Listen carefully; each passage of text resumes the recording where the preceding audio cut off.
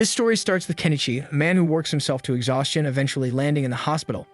Realizing the toll on his health, he decides to leave his hectic life behind and adopts a simpler, tranquil existence in the wilderness. There he spends his days tending to crops, playing with crows, and unwinding by watching Isekai anime while writing in his free time. One day, as he tries to order ingredients online, Kenichi is suddenly transported to a strange and unfamiliar place. Noticing a corpse nearby, he begins to wonder if he's somehow ended up in a fantasy world. Drawing inspiration from the Isekai anime he's seen, he decides to try summoning a status screen. To his astonishment, it actually works. The screen confirms he's in another world, but something feels off. Unlike the status screens he's used to seeing in shows, it doesn't display health or magic points, nor does it list any skills. Instead, it shows only two options, one called Shangri-La, so Kenichi gets curious and clicks on it and is surprised to find that it's the very same online shopping site he often used in his old world.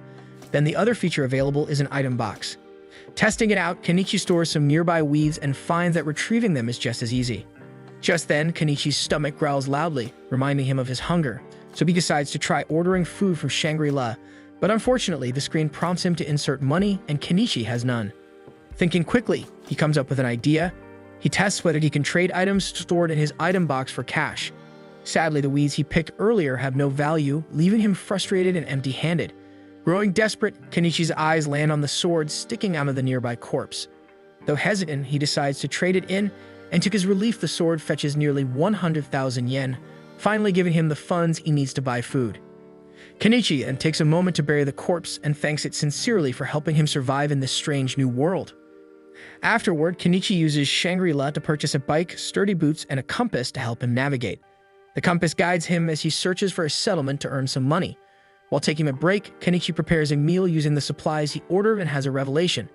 He can use Shangri-La to order goods and then sell them in this world for a profit, so it's the perfect plan to build his fortune. Kenichi enjoys his meal, but his peace is shattered when terrifying monsters emerge from the forest.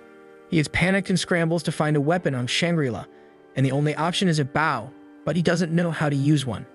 He gets desperate and opts for fireworks instead, using them to scare the beasts and buy some time. When the fireworks only provide a brief reprieve, Kenichi quickly orders a slingshot, and to his amazement it works perfectly, allowing him to fend off the monsters, and he emboldenedly keeps attacking until the wolves retreat. With his heart pounding, Kenichi grabs his gear and flees, using a headlamp he purchased to guide him safely through the dark. By the next morning, Kenichi is relieved to see a city in the distance. On his way, he encounters a merchant named Fuyo, who offers him a ride to the city. Kenichi accepts and introduces himself to another passenger. He explains his plan to do business in the city, but Fuyo is puzzled by his lack of equipment. But then Fuyo guesses that he must be one of those special people with an item box. The other passenger, eager to demonstrate, pulls an instrument from her own item box and begins singing a song about their journey, declaring that Kenichi's story is just beginning. Once in the city, Kenichi thanks Fuyo for the ride by gifting him some pepper. Fuyo is amazed but visibly uneasy, questioning if Kenichi plans to sell spices in the city. He warns Kenichi about Bakeopa, a powerful spice syndicate that holds a monopoly on the market, so dealing in spices could attract dangerous attention. Fuyo then loosens up and offers to pay for the pepper, but Kenichi insists it's a gift. But Fuyo, being a proud merchant, insists on paying, making it Kenichi's first sale. Then after Fuyo departs, Kenichi does some quick calculations and is stunned to discover just how much pepper is worth. That evening, Kenichi arrives at a restaurant that doubles as an inn, where the receptionist warmly greets him. He decides to stay the night and pays 1 silver for a room.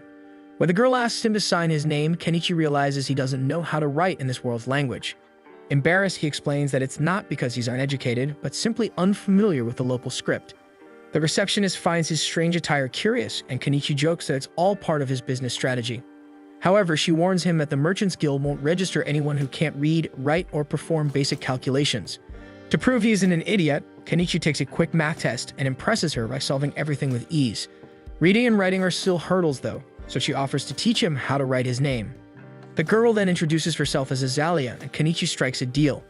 If she teaches him the language, he'll reward her with candy from another country, and Azalea intriguedly agrees. Then when Azalea tastes the candy, she's blown away by its exquisite flavor, feeling like a noble indulging in a rare treat, so she worries that the upper class might confiscate it if they find out. Kenichi, though amused by her reaction, nudges her to begin the lesson. Then as they go over the basics, Kenichi realizes the language shares similarities with the one from his old world. Thanks to Azalea's guidance, he makes quick progress. Impressed by Kenichi's rapid learning, Azalea predicts he'll become a successful merchant, so jokingly says that she might even want to be his mistress someday. But Kenichi reminds her that he's much older than she is and suggests she abandon the thought. But he unintentionally makes things worse by sketching a portrait of her. Azalea, awestruck by the drawing, feels even more special, and between the candy and the portrait, she feels deeply indebted to Kenichi and resolves to repay his Dan kindness. The next morning, Kenichi visits the Merchants Guild to complete his registration. Though the fee is 1 silver, his wallet is running low, leaving him with just 116,000 yen after expenses. Fortunately, the guild allows him to pay in installments, and he receives his official guild ID. Outside, Kenichi wanders through the bustling market, carefully studying the prices of various goods. He notes that a plain plate sells for a small square silver, roughly equivalent to 5,000 yen, while 2 sheets of slightly brown paper cost 1 copper or about 1,000 yen. As he takes stock of knives and other items, he decides to buy a mixed bag of fruit from a quirky fruit seller with a weird marketing style. The fruit is unfamiliar to Kenichi, and though his item box displays their names, he's still clueless about what they are. Thankfully, Azalea recognizes the fruit and tells him she loves them. Back in his room, Kenichi tries to brainstorm his next steps, but ends up passing out from exhaustion. The next day, Kenichi uses supplies he purchased, including a hammer, to construct a stand for his business. Azalea marvels at the innovative clothespins he uses, remarking how much better they are compared to the flimsy ones she's accustomed to. Her excitement surprises Kenichi, who hadn't realized such a simple item could have value. Later, Kenichi unintentionally shocks an old woman by summoning his stand right next to hers. After setting up, she becomes his first customer, purchasing 5 clothespins for 1 copper, and introduces herself as Anama and warmly welcomes him to the area. As hours pass, Kenichi's clothespins sell quickly, much to Anama's delight. Her own sales see a boost simply by being near him, and she expresses hope that he'll stay in the area. Kenichi is thrilled by the success of his pins, but as a savvy businessman recognizes that imitators are bound to emerge and compete with him. Just then, a young man approaches Kenichi's stand, and it's immediately clear he's someone of high status. The man inspects one of Kenichi's knives, intrigued by its pristine condition. Kenichi demonstrates its sharpness, easily slicing through various materials. The knife's price of 2 silver is steep, but the man is impressed and interested. However, he finds the blade a bit too small and asks if Kenichi has anything larger. Kenichi then searches his item shop for something suitable, knowing that certain restrictions make it tricky to find larger weapons. And eventually he discovers a sword, and the young man is captivated by its craftsmanship and beauty. However, the sword carries a hefty price tag of 1 gold coin. While the man wrestles with his desire to purchase it, Kenichi wonders if he asked for too much. Still recognizing the man as a big spender, Kenichi remains confident that his business instincts will pay off. Just then, a small cat person starts sniffing around Kenichi's stand, earning scolding remarks from other catfolk for going overboard. This is Kenichi's first encounter with beast folk, and he can't help but stare in surprise. Realizing his reaction might seem rude, he quickly apologizes. One of the cats, seemingly ignoring the awkwardness, jumps onto Kenichi's stand and points at the roof, asking to buy it. Kenichi initially declines, but then he remembers he can always order more from Shangri-La. The cat person decides to buy 3 of them, and Kenichi, sensing an opportunity, offers a small discount, shaving off 1 copper from the total. However, the cats reveal they don't have copper coins and seem entirely unfamiliar with basic math. Kenichi steps in and calculates the total for them, showing off his numerical skills. Though initially skeptical, the cats are convinced from the blonde man from earlier vouches for Kenichi's accuracy. With the deal finalized, the blonde man also announces he's ready to buy the sword. That evening, Kenichi uses his earnings to pay for 5 full nights at the inn. Meanwhile, in a lavish estate, a noblewoman marvels at the clothespins her maid purchased. So she gets inspired and decides she wants to sell them through her company, and immediately seeks out her father to capitalize on the opportunity. Back with Kenichi, he prepares for a bath using a small tub he recently purchased. Browsing Shangri-La, he discovers drum baths and considers the idea of filling one with water and heating it over a fire for a relaxing soak. As he reflects on all the buying he's been doing, thought strikes him. How does the online shop actually work? The light from the screen doesn't illuminate his surroundings, and he has no idea how the packages are delivered, so a creeping suspicion gnaws at him that the shop might eventually demand some kind of supernatural payment, perhaps even his soul. Unable to make sense of it all, Kenichi decides to give up worrying. Elsewhere, a disheveled girl wrestles a pigeon to the ground, hoping to secure her next meal, but suddenly a voice calls out to her, startling the girl. So she panics and starts running while silently pleading with God not to be discovered. The next day, Kenichi starts setting up his shop and decides to update his inventory. He adds some jewelry to the display, not valuable gemstones, but polished glass pieces that look attractive enough to turn a profit. While he's arranging everything, Margaret the maid from the previous day arrives, saying she's here to buy more clothespins. Kenichi asks how many she needs and is stunned when she requests 100. But when he sees that she has the money ready, he finalizes the sale without question. As Kenichi packs up the pins, Margaret notices the jewelry and asks if the jewels are made from real diamonds. Kenichi explains that they're just polished glass, but their aesthetic appeal makes them popular. Margaret admires the craftsmanship and asks him to set one aside for her, promising to come back and purchase it later. Business continues smoothly for most of the day, but just as Kenichi prepares to close up, the beast folk from the previous day return. Their serious expressions put him on edge, and he worries they might be here to cause trouble. But before he can say anything, the cat girl Miley gets red up in his face and sniffs. She confidently announces to the others that she smells spices on him. The beast folk erupt in cheers, pleading with Kenichi to sell them some. Kenichi is immediately hesitant and remembering the warnings about the spice syndicate. He knows that selling spices could bring serious consequences. He has no idea how the syndicate operates or what they might do to him if they find out, so he refuses to take the risk. The beast folk persist, but the locals chime in, telling them it's unfair to pressure a newcomer like Kenichi into endangering his livelihood. Eventually, the beast folk relent, understanding his position. However, Kenichi comes up with a compromise.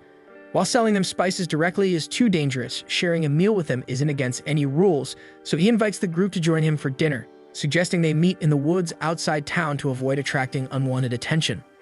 Overjoyed, the beast folk eagerly agree, and later that evening, they meet Kenichi and Anama at the outskirts of town, ready to cook together and enjoy a hearty meal under the stars. Kenichi prepares to start cooking when Anama asks if she can help.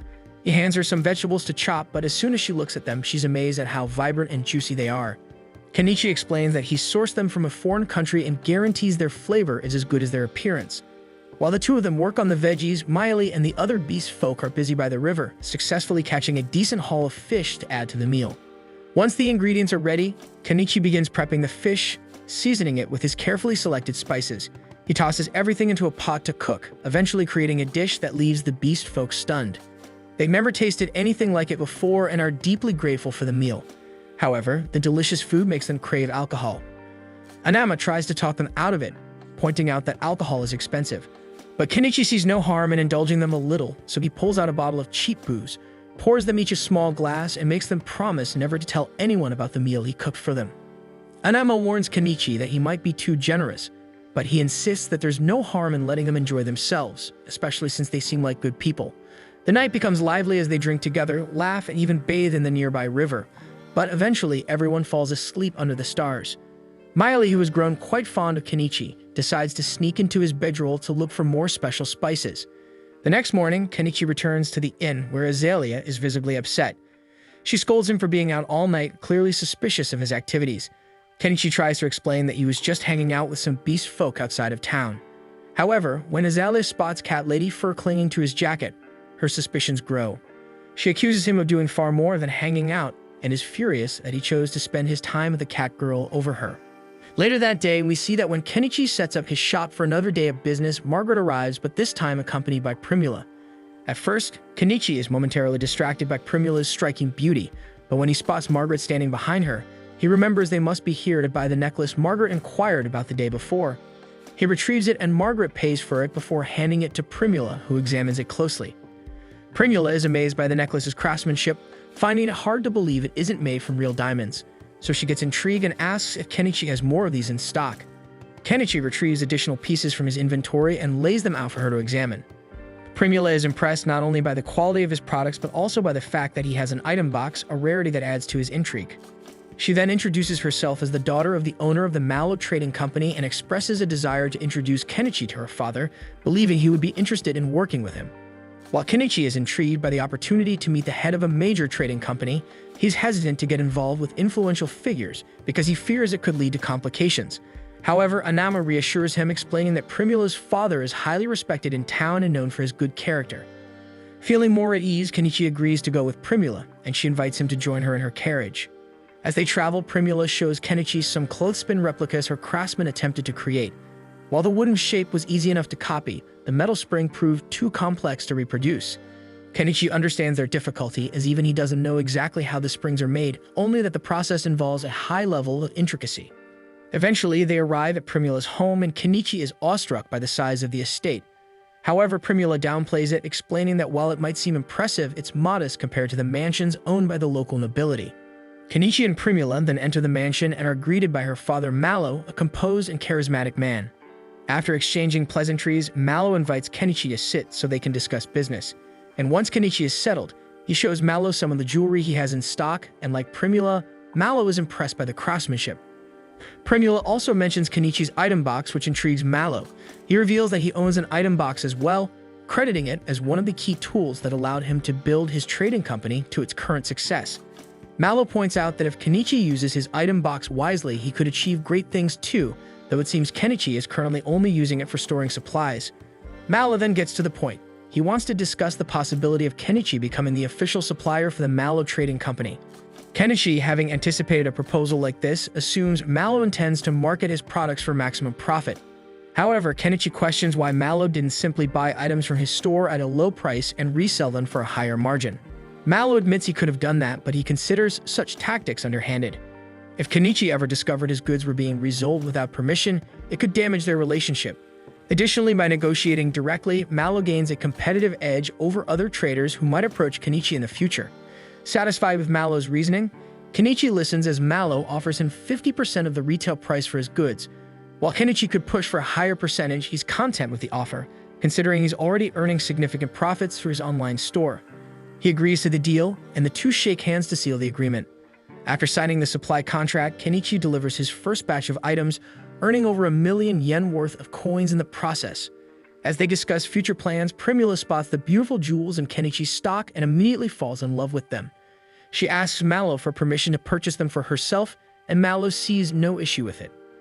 Primula offers Kenichi 10 gold coins equivalent to 2 million yen for the jewels, and this transaction gives Kenichi his first ever 8-figure bank balance since arriving in this world. Encouraged by his newfound financial success, Kenichi decides to start building the peaceful life he's dreamed of by purchasing a home from his online store. The next day, Kenichi leaves the city walls and ventures into the forest to search for the perfect spot to set up his new home. But before heading out, he explains his plan to Azalea so she won't worry, but she finds it odd that he willingly chooses to live in the dangerous forest instead of the safety of the city. But Kenichi reassures her that he won't be too far from the city walls, and she thinks he is really an odd one. After some exploration, he finds a suitable location and begins clearing the area by purchasing a weed whacker from his store. However, he quickly runs into a common issue: fuel costs. While most items in his store are surprisingly affordable, fuel is just as expensive here as it was in his previous world. Resigned to the cost, Kenichi pays for the fuel and continues working until he successfully clears a path in and out of the forest. Next, he turns his attention to the trees. To tackle them, Kenichi buys a chainsaw and starts cutting them down one by one. After several grueling hours of work, he manages to fell a significant number of trees. But when he tries to store the logs in his item box, he encounters another problem. The trees are too long to fit. Frustrated but determined, Kenichi brings out the chainsaw again and cuts the logs into shorter 10-meter pieces that fit neatly into his item box. With most of the tree removal complete, all that's left are the stumps. However, with the sun already setting, Kenichi decides to call it a day and return tomorrow. The next morning, Kenichi returns to tackle the stumps. He starts digging, but quickly realizes it's far too much work for someone his age. Unwilling to wreck his back, Kenichi decides to buy a backhoe from his store. But when it arrives, he stares at the massive machine, feeling both impressed and regretful because he just spent 1.2 million yen on heavy machinery to avoid manual labor, so he starts to feel a little regret. However, Kenichi realizes that the amount of effort it saves him might actually make it a worthwhile investment after all. Kenichi again starts the backhoe's engine, but quickly realizes a major problem. It runs on diesel, and his store doesn't sell diesel fuel. Panic sets in as he considers the massive waste it would be if the machine became useless after spending so much money on it. Thinking quickly, Kenichi recalls that diesel can be homemade by mixing kerosene with additives. However, he hesitates, knowing that getting the proportions wrong could ruin the backhoe's engine. To play it safe, Kenichi decides to test his mixture on a diesel generator first. He carefully fills the generator's tank with his concoction, starts it up, and to his relief, it works perfectly. Confident his homemade diesel will work for the backhoe, he plans to return the next day to finish clearing the forest. That night, Kenichi realizes another issue. The sheer number of bugs in the woods is unbearable. Determined to solve the problem, he visits a local magic shop the next day to purchase some bug-repellent magic stones. The shop's wizard owner greets Kenichi, and asks where he's from since he hasn't seen him around before. Kenichi explains that he's a foreigner who recently opened a shop in town and is looking for bug-repellent stones. The wizard informs him that the stones cost 3 silver coins, which Kenichi finds expensive. Hoping to strike a deal, he offers the wizard 2 oranges as part of the payment. The wizard, intrigued by the exotic fruit he's never seen before, agrees to the trade and lowers the price. Later, Kenichi discusses the wizard with Anama, who tells him the wizard is well known for his vast knowledge and is a good person to befriend. She contrasts this with the town's most infamous figure, Shaga, the leader of a notorious bandit group. His wanted posters are plastered everywhere, and the reward for his capture is huge. And that same night, Shaga organizes a raid on a carriage transporting slaves, leaving everyone wondering what he plans to do with them. The following day, Kenichi returns to the forest, finally ready to use his backhoe. His earlier regrets vanish as he discovers how much easier the machine makes his work, and how much fun it is to operate. With the stumps cleared, Kenichi feels unstoppable in his quest for a peaceful life in the woods. However, his excitement is tempered by the realization that his bank account is running dangerously low after purchasing the backhoe. So for now, he decides to pause any further construction and focus on rebuilding his finances. The next day, Kenichi brings some sugar to sell to Mallow, but Mallow explains that while sugar and salt are extremely valuable commodities, the nation holds exclusive rights to them, meaning they can't be purchased from private sellers like Kenichi. This news is a letdown for Kenichi, as he had hoped to rake in a huge profit from selling them. However, Mallow shares some good news. Kenichi's jewelry has been a massive success. Curious to see what else Kenichi has to offer, Mallow is amazed when Kenichi unveils his latest creations. With those items sold, Kenichi adds another 3 million yen worth of gold and silver to his growing fortune. With his newfound wealth, Kenichi is finally able to afford a log cabin. The price seems like a steal, but he's shocked when the delivery arrives because it doesn't come assembled, and he realizes he'll have to build the cabin himself. While the situation is less than ideal, it explains why the price was so low. With no other choice, Kenichi starts working. Thankfully, the assembly process is straightforward, mainly involving putting together wooden planks. And by sheer luck, the beast folk were hunting nearby, and when they saw him, they stopped by to lend a hand because they were grateful for the kindness Kenichi had shown them before. As the construction progresses, Kenichi continues running his stall and weeks fly by. To support the beast folk helping him, Kenichi buys a grill to keep them fed and a one-man tent to camp out near his build site. And after nearly a month of effort, the cabin is finally complete. Kenichi has the beast folk to thank for their hard work, and they celebrate together. To make his new home comfortable, Kenichi buys essentials like a bed and blankets for proper sleep. He starts thinking about additional improvements like electricity, painting the walls, and fixing the roof. Over the next month, Kenichi makes significant progress. He builds a garden with a sturdy fence and sets up a bathroom that recycles waste into fertilizer. The toilet alone cost him over 200,000 yen, while he spent 30,000 yen on a kitchen sink. And for electricity, Kenichi installs 20 solar panels connected to a battery system, which set him back nearly 400,000 yen. His favorite purchase, however, is a drum bath he bought for 25,000 yen. Although he has to haul water from the river using gasoline tanks, the joy of taking his first proper bath since arriving in this world makes it worth every effort. Kenichi takes a moment to appreciate the fruits of his labor. This is the epitome of slow living, a peaceful life in another world as the ruler of his own little domain. With a satisfied grin, he declares that his idyllic new life has officially begun. Later, Kenichi thanks Azalea as he prepares to leave the inn, explaining he won't be staying there anymore. However, she insists she's the one who should be thanking him. The next morning, Kenichi sets off with the camera he bought to take pictures of the wilderness. He couldn't be happier with his slow, idyllic life, but his peace is short-lived. While wandering, Kenichi accidentally triggers a trap and soon finds himself dodging a hail of arrows. He realizes he's under attack by beast folk who have noticed him living in the forest. As they discuss killing him, Kenichi fully grasps the harsh reality of this world. Determined to survive, he goes on the offensive, pulling out his slingshot and firing off several shots Rambo style. He scares the beast folk further by using fireworks, then terrifies them into retreating with his backhoe. After the commotion, Kenichi stumbles upon an injured cat which was struck by one of the beast folk's arrows. The cat, clearly wary of him, refuses to let Kenichi get close. Knowing the animal could be dangerous, Kenichi devises a solution by buying some floor cushions and a neck guard for protection. With his gear in place, he carefully removes the arrow and disinfects the wound. He also administers antibiotics to prevent infection and gives the cat painkillers to ease its suffering. Kenichi worries that the cat might not survive in its current state, so he attempts to put it in his item box only to discover it doesn't work. Left with no other choice, Kenichi brings the injured animal back to his home.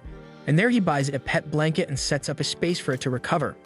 Unfortunately, the cat barely moves, leaving Kenichi uncertain whether it will make it. Hoping for advice, he visits the old mage to ask if he knows how to heal the cat, but the mage only suggests selling the hide for profit. Anama doesn't have any solutions either, but Miley offers some helpful information. She explains that bobcats are revered as messengers of the gods and expresses her desire to see it. Returning home, Kenichi is relieved to see that the cat has started eating. Miley identifies the attackers as dogmen responsible for firing the arrow, and to stop the cat from licking its wound, Kenichi buys it a collar. Impressed by Kenichi's kindness, Miley decides to thank him on the bobcat's behalf. She then hunts down some birds and Kenichi prepares them on a portable grill. And after seasoning the meat, Miley takes a bite and is blown away by the flavor. She then asks to stay the night so she can help keep an eye on the bobcat and doesn't even mind that Kenichi only has one bed. Days later, the bobcat shows signs of a full recovery, so Kenichi shifts his focus to farming. He buys plants and fertilizer from Shangri-La, but realizes that hauling water from the river every day would be a nightmare. To solve this, he starts planning to dig a well. That night, Kenichi has a peculiar dream and wakes to find the bobcat nudging him. It seems to have fully healed and wants to go outside. And when he opens the door, it dashes off into the wilderness and Kenichi wishes it well in its new life. With the bobcat gone, Kenichi decides to take a short break from his stall and focuses entirely on digging the well. To do this, he purchases an earth drill and an electric well pump. After a week and 50,000 yen spent, Kenichi finally has running water. Just as he's enjoying this success, Primula shows up, saying she hadn't seen him at the market. She explains that Miley told her where to find him and is astonished by the impressive setup he's built, and particularly curious about the giant metal object behind his house. Kenichi quickly improvises, calling it his loyal servant and claiming it's his familiar. Primula takes him at his word, now convinced that Kenichi can use magic. Kenichi, sensing the misunderstanding, rolls with it and asks her to keep this secret to herself. He then points out that the city gate is about to close for the night and guesses that she intends to stay at his place. Primula cheekily turns the tables, acting as though it was Kenichi who invited her to stay.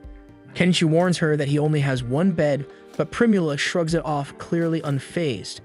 She's also astonished to learn that Kenichi has a bath, which only sweetens the deal. Later that night, Primula nervously gets into the bath but panics when the darkness spooks her. So she calls out for Kenichi and insists he stay nearby to ease her nerves. Kenichi makes sure she's comfortable, but when he tries to leave, she stubbornly refuses to let him go. So he suggests she take a bath during the day if she's afraid of the dark, but Primula refuses to miss the opportunity. Kenichi then reminds her that they don't know each other well and that he could be dangerous. However, Primula brushes off his warning, saying she's heard from Miley all about the kind things he's done for the bobcat. Later that night, Kenichi buys Primula a bathrobe, and she immediately suggests they sell it. While Kenichi wasn't planning on selling bathrobes, Primula insists that their customers would love such a luxurious product. After some thought, Kenichi agrees to a limited sale and Primula beams with gratitude. He then buys an 8,000 yen nightgown, leaving her stunned by its softness and quality. She even jokes that with goods like this, Kenichi could become the top merchant in the entire kingdom. Kenichi, however, quickly dismisses the idea, pointing out that attracting the attention of nobles would bring nothing but headaches. He just wants to earn enough to enjoy a quiet, peaceful life filled with good food. Understanding his worries, Primula promises that the Mallow Company will never reveal him as their supplier. Later, Kenichi surprises her by sketching a quick but flattering portrait of her, and the two head to bed. In the middle of the night, Primula quietly whispers to see if Kenichi is awake, but he pretends to be fast asleep because he knows exactly what she wants. Meanwhile, the mysterious girl from earlier is shown being mistreated by bandits. Shaggy, the bandit leader, seems pleased with their loot and listens as his men tell him they've just received a new job. The following day, Kenichi escorts Primula back home, knowing full well that her father will have questions about her spending the night at his place. However, Kenichi is taken aback when Mallow simply thanks him for taking care of his daughter. Mallow admits he'd been worried about her and jokes about who she could possibly take after. Kenichi then presents Mallow with the bathrobes, which he explains are made with exceptional materials.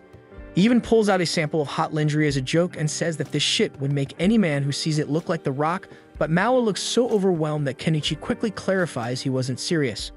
Just then, a maid walks in carrying a stack of documents. Mallow explains that the nation has implemented a new system for keeping ledgers, forcing him to rewrite them. He mentions that this system, called double-entry bookkeeping, was invented in the neighboring empire. This revelation shocks Kenichi, as he recognizes double-entry bookkeeping from his old world. Mallow further explains that the empire's rapid growth is thanks to the inventions of a mysterious man. Mallow then invites Kenichi to join him as he reviews a new prototype product he recently purchased. Kenichi is stunned when he sees that the prototype is a pitcher pump, and Mallow is impressed that Kenichi already knows about it. Kenichi, however, is shocked because this pump is something straight out of his old world. The realization that two such items, double entry bookkeeping and now the pitcher pump, exist here makes Kenichi wonder if someone else from his old world has been reincarnated in this one. Feeling a mix of frustration and competitive spirit, Kenichi tries to showcase a new type of vehicle design, hoping to impress them. However, the attempt backfires as they burst into laughter, assuming his odd-looking sketch was a joke. Primula, on the other hand, begins visiting Kenichi more frequently, often staying overnight. Then one evening, she reveals that she will be leaving on a month-long business trip. And during their conversation, Primula boldly asks for that hot see-through clothing piece Kenichi had shown her earlier. Surprised, Kenichi jokingly assumes there's a special guy she wants to impress. Primula confirms this and adds that he's here right now. Kenichi, in his humble manner, assumes she means him but tells her to value herself more and not fall for an older guy like him. Primula, however, is steadfast, explaining that even her father doesn't mind her spending time with Kenichi. Confused but too tired to argue, Kenichi decides to put the conversation on hold, so Primula asks him to sleep in the same bed for the night. Begrudgingly, Kenichi agrees, but he's still baffled about what she sees in an older guy like him. The next morning, Primula departs for town, and Kenichi is visited by an armored man. It's the same man who previously purchased a sword from him, now introducing himself as Paul. Paul explains that he's investigating rumors about a strange man living deep in the forest, then begins asking questions about Kenichi's peculiar tools and setup. Kenichi brushes off the questions, attributing everything to magic, which prompts Paul to ask if Kenichi is a mage. And to ensure Paul keeps quiet, Kenichi gives him a stack of steel as a bribe, explaining that he's out of swords, but Paul can take the steel to a blacksmith to have one made. Grateful for the gift, Paul decides to share an intriguing rumor he's heard. He tells Kenichi about a mage in the Empire who has demonstrated a bizarre, unheard-of spell. This spell apparently creates a large amount of the yellowish dipping sauce that the mage refers to as mayo something. Kenichi's jaw drops as Paul confirms that it's called mayonnaise. Furthermore, Paul adds that this same mage is rumored to have taken down a ferocious dragon. Kenichi is dumbfounded, wondering not only how someone could defeat a dragon with mayonnaise, but also what kind of person managed to reincarnate into the Empire. The scene then transitions to a month passing since Primula's departure, and Kenichi figured that the Mallow Trading Company's caravan should be back any day now. Planning to stop by later to meet Primula, he suddenly noticed some commotion in town and decided to check it out. From the chatter around him, he learned that a caravan had been attacked and Primula had been kidnapped. Looking around, he spotted Mallow pleading the passing adventurers for help, but no one was willing to step in since the culprit was Shaga. Even the guild and the knights refused to assist, claiming they needed several days to prepare. Seeing Mallow in such despair, Kenichi couldn't help but feel sorry for him. The crowd around them didn't seem interested in challenging a bandit leader with 50 men under his command, choosing instead to hang back and watch while Mallow continued to cry out for someone to save his daughter. Elsewhere, Primula was thrown into a cell. She demanded to know what the bandits planned to do with her, and Shaga smirked, telling her that with a hot body like hers, it was no surprise that some perverted noble wanted her for himself. Back in town, Mallow had now turned to Kenichi, desperately begging him for help. Kenichi hesitated for a moment, but ultimately assured him that he would rescue Primula. He knew he was being reckless because there was no way someone with his limited combat experience could take on an entire band of bandits. But there were moments in life when a man simply couldn't back down, so he told Mallow that he would need money to make the necessary preparations, and without hesitation, Mallow handed it over. Meanwhile, a few catfolk who had been observing the situation quickly ran off to find Mayali.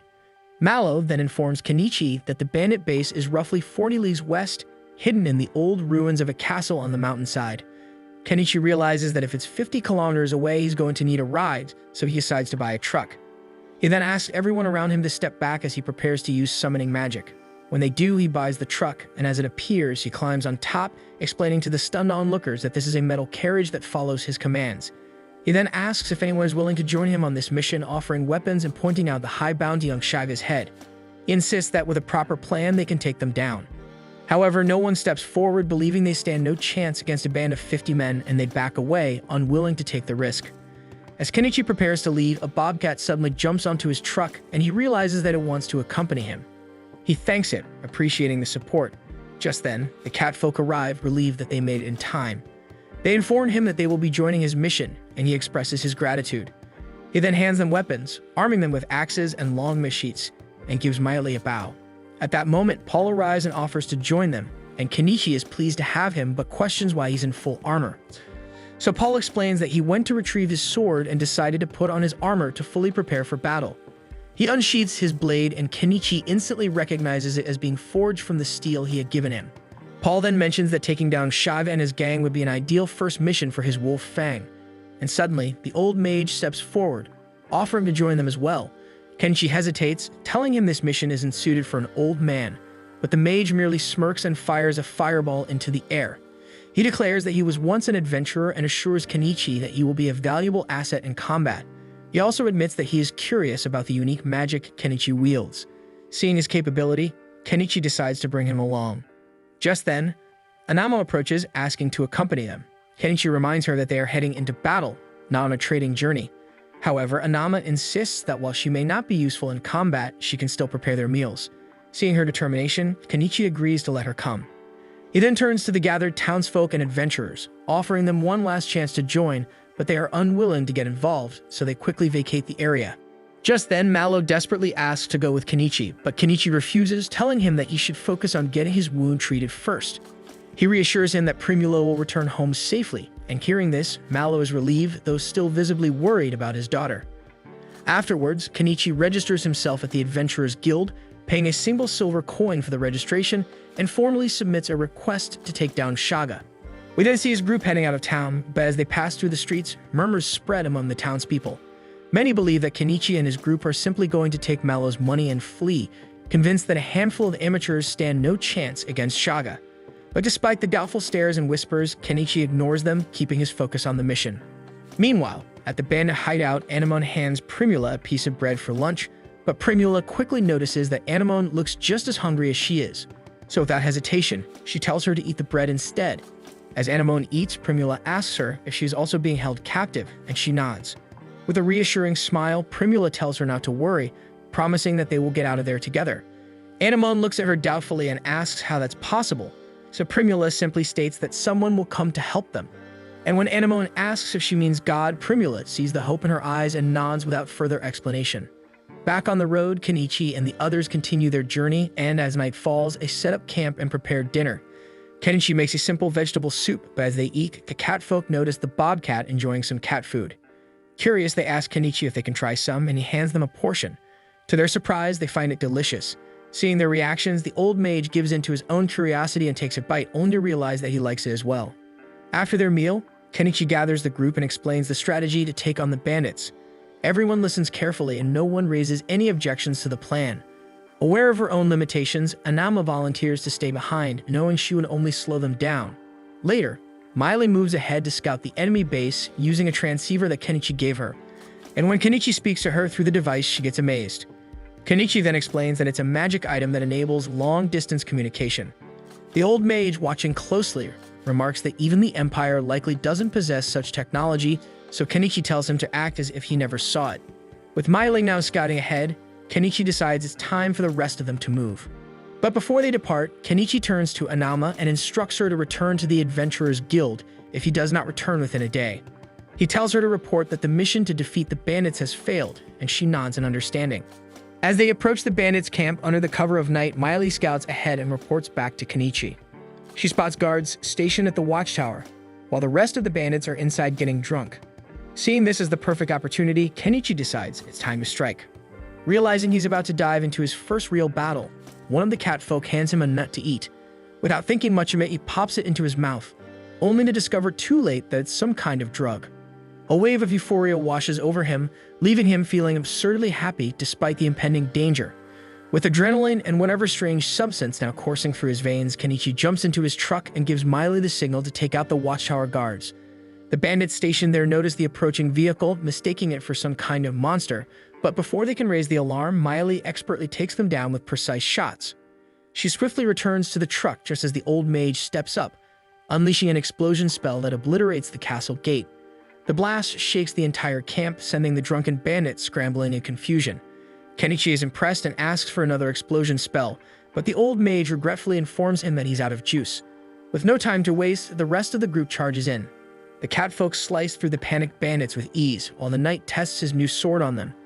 A bandit then attempts to ambush Kenichi, but the bobcat leaps to his defense and Miley finishes the attacker off with a quick shot.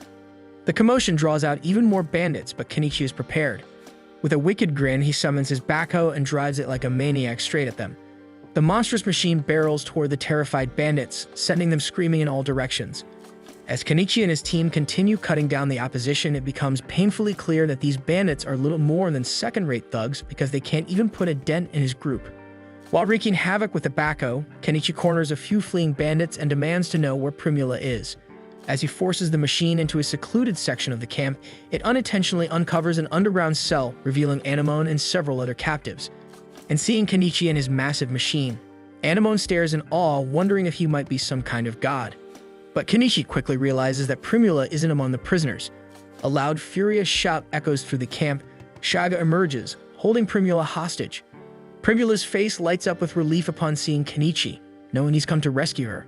Meanwhile, Shaga sizes up the group, surprised that someone capable of controlling monsters has come all this way for the girl. Kenichi demands that he let her go, but Shaga has other ideas. With a smug smirk, he presses his blade against Primula's melons and sneers, ordering them to drop their weapons, or she dies. They ignore him, and in frustration, Shaga rips off part of Primula's clothes. He sneers, saying he would have enjoyed her properly if he had known things would end like this. Kenichi then quietly buys a laser sight and instructs Miley to shoot Shaga as soon as he blinds him with the light. She nods, understanding the plan. When Kenichi flashes the light in Shaga's eyes, he instinctively lets go of Primula, and Miley takes the shot. Primula immediately runs toward Kenichi, but Shaga refuses to let her escape. But before he can grab her again, an unseen force suddenly throws him forward, landing him right in front of Miele. She coldly tells him she won't miss this time and fires, killing him instantly. With Shaga finally dead, Primula rushes into Kenichi's arms, hugging him tightly. But thanks to the lingering effects of that damn drug from earlier, Kenichi suddenly feels an overwhelming urge to push her down and claim her right then and there, but he forces himself to keep his instincts in check. As things settle, one of the cat folk quickly heads back to inform Anama of the situation. Meanwhile, inside the castle, the rescued girls take a much-needed bath while Kenichi stores away his backhoe. He provides them with fresh clothes and asks Primula to assist Anemone with washing up. He also hands her a pair of scissors, requesting that she trim Anemone's hair. Seeing the scissors, Primula's merchant instincts immediately kick in, and she asks if she can sell them through her company. In her excitement, she accidentally lets her towel slip, while Kenichi thinks she truly has the mind of a merchant. The other girls quickly alert her, and she gets embarrassed. After their bath, the girls emerge looking refreshed, and Anemone appears completely transformed. Kenichi introduces himself and asks for her name, and as they talk, the group pieces together that a noble was behind the kidnappings. Anemone then hands a letter to Paul, and upon reading it, the old mage realizes why the guild and the knights delayed taking action. It was because of noble interference. Kenichi praises Anemone for her bravery in revealing this information. Later, Anama arrives at the castle, relieved to see that everyone is safe. She notices how small Anemone is and comments that the girl is the same age her child would have been if they were alive. Kenichi is surprised to learn that she once had a child, and Anama solemnly explains that she did, but she passed away during the plague. That night, as everyone settles in to rest, Kenichi lays down exhausted. He notes that there was some grim discussion earlier about disposing of the bandit corpses, but he's too damn tired to think about it now. And with that, he drifts off to sleep, ready to return to Dahlia in the morning. The scene then shifts to Kenichi and his companions returning to town, where Mallow and the others are waiting eagerly. They roll in on their truck, and Mallow beams with joy as he sees his daughter sprinting toward him. The two share a warm embrace, both relieved and overjoyed to see that everyone is safe. Mallow's eyes catch sight of the high-end blouse his daughter is wearing, and she reveals that Kenichi got gifted it to her. They both agree that it's bound to sell for a pretty penny, and Kenichi is no longer surprised that even in such circumstances, business talk still finds its way into their conversations. Mallow then expresses his gratitude to Kenichi for rescuing his daughter and asks if he's keeping the loot secured in his item box, and Kenichi confirms that he has. The narrative then flashes back a bit to reveal that the cat folk had once asked Kenichi to store the bandit heads in his item box. They explained that returning the severed heads was essential to prove that they had vanquished the bandits, and given the enormous bounty this time, it would also serve to verify his identity by face. Although it seemed a bit odd for his first time handling such a task, they assured him that he would soon get used to it. Miley warned him that the heads tend to start smelling as time passes, making it challenging to carry them in the usual way. Luckily, his item box made this a non-issue. Kenichi mused that he should have expected such peculiarities in this other world and proceeded to stow the heads away in his item box. He also mentioned that he had gathered various items stolen by the bandits from their hideout, about 100 gold coins, along with assorted rugs, pottery, gems, swords, and other valuable treasures. He recalled that before leaving the bandit hideout, he had asked the girls if they wanted to return home, offering them a ride. Some of the girls admitted that they couldn't go back since everyone they knew at home had perished. Seizing the moment, Kenichi asked if they would prefer to come with him to Dahlia instead. They agreed, and he instructed them to let him know who wished to return and who wanted to join him on the journey. He explained that Dahlia was a vast city with plenty of job opportunities, and Primula even offered them the assistance of the Mallow Trading Company.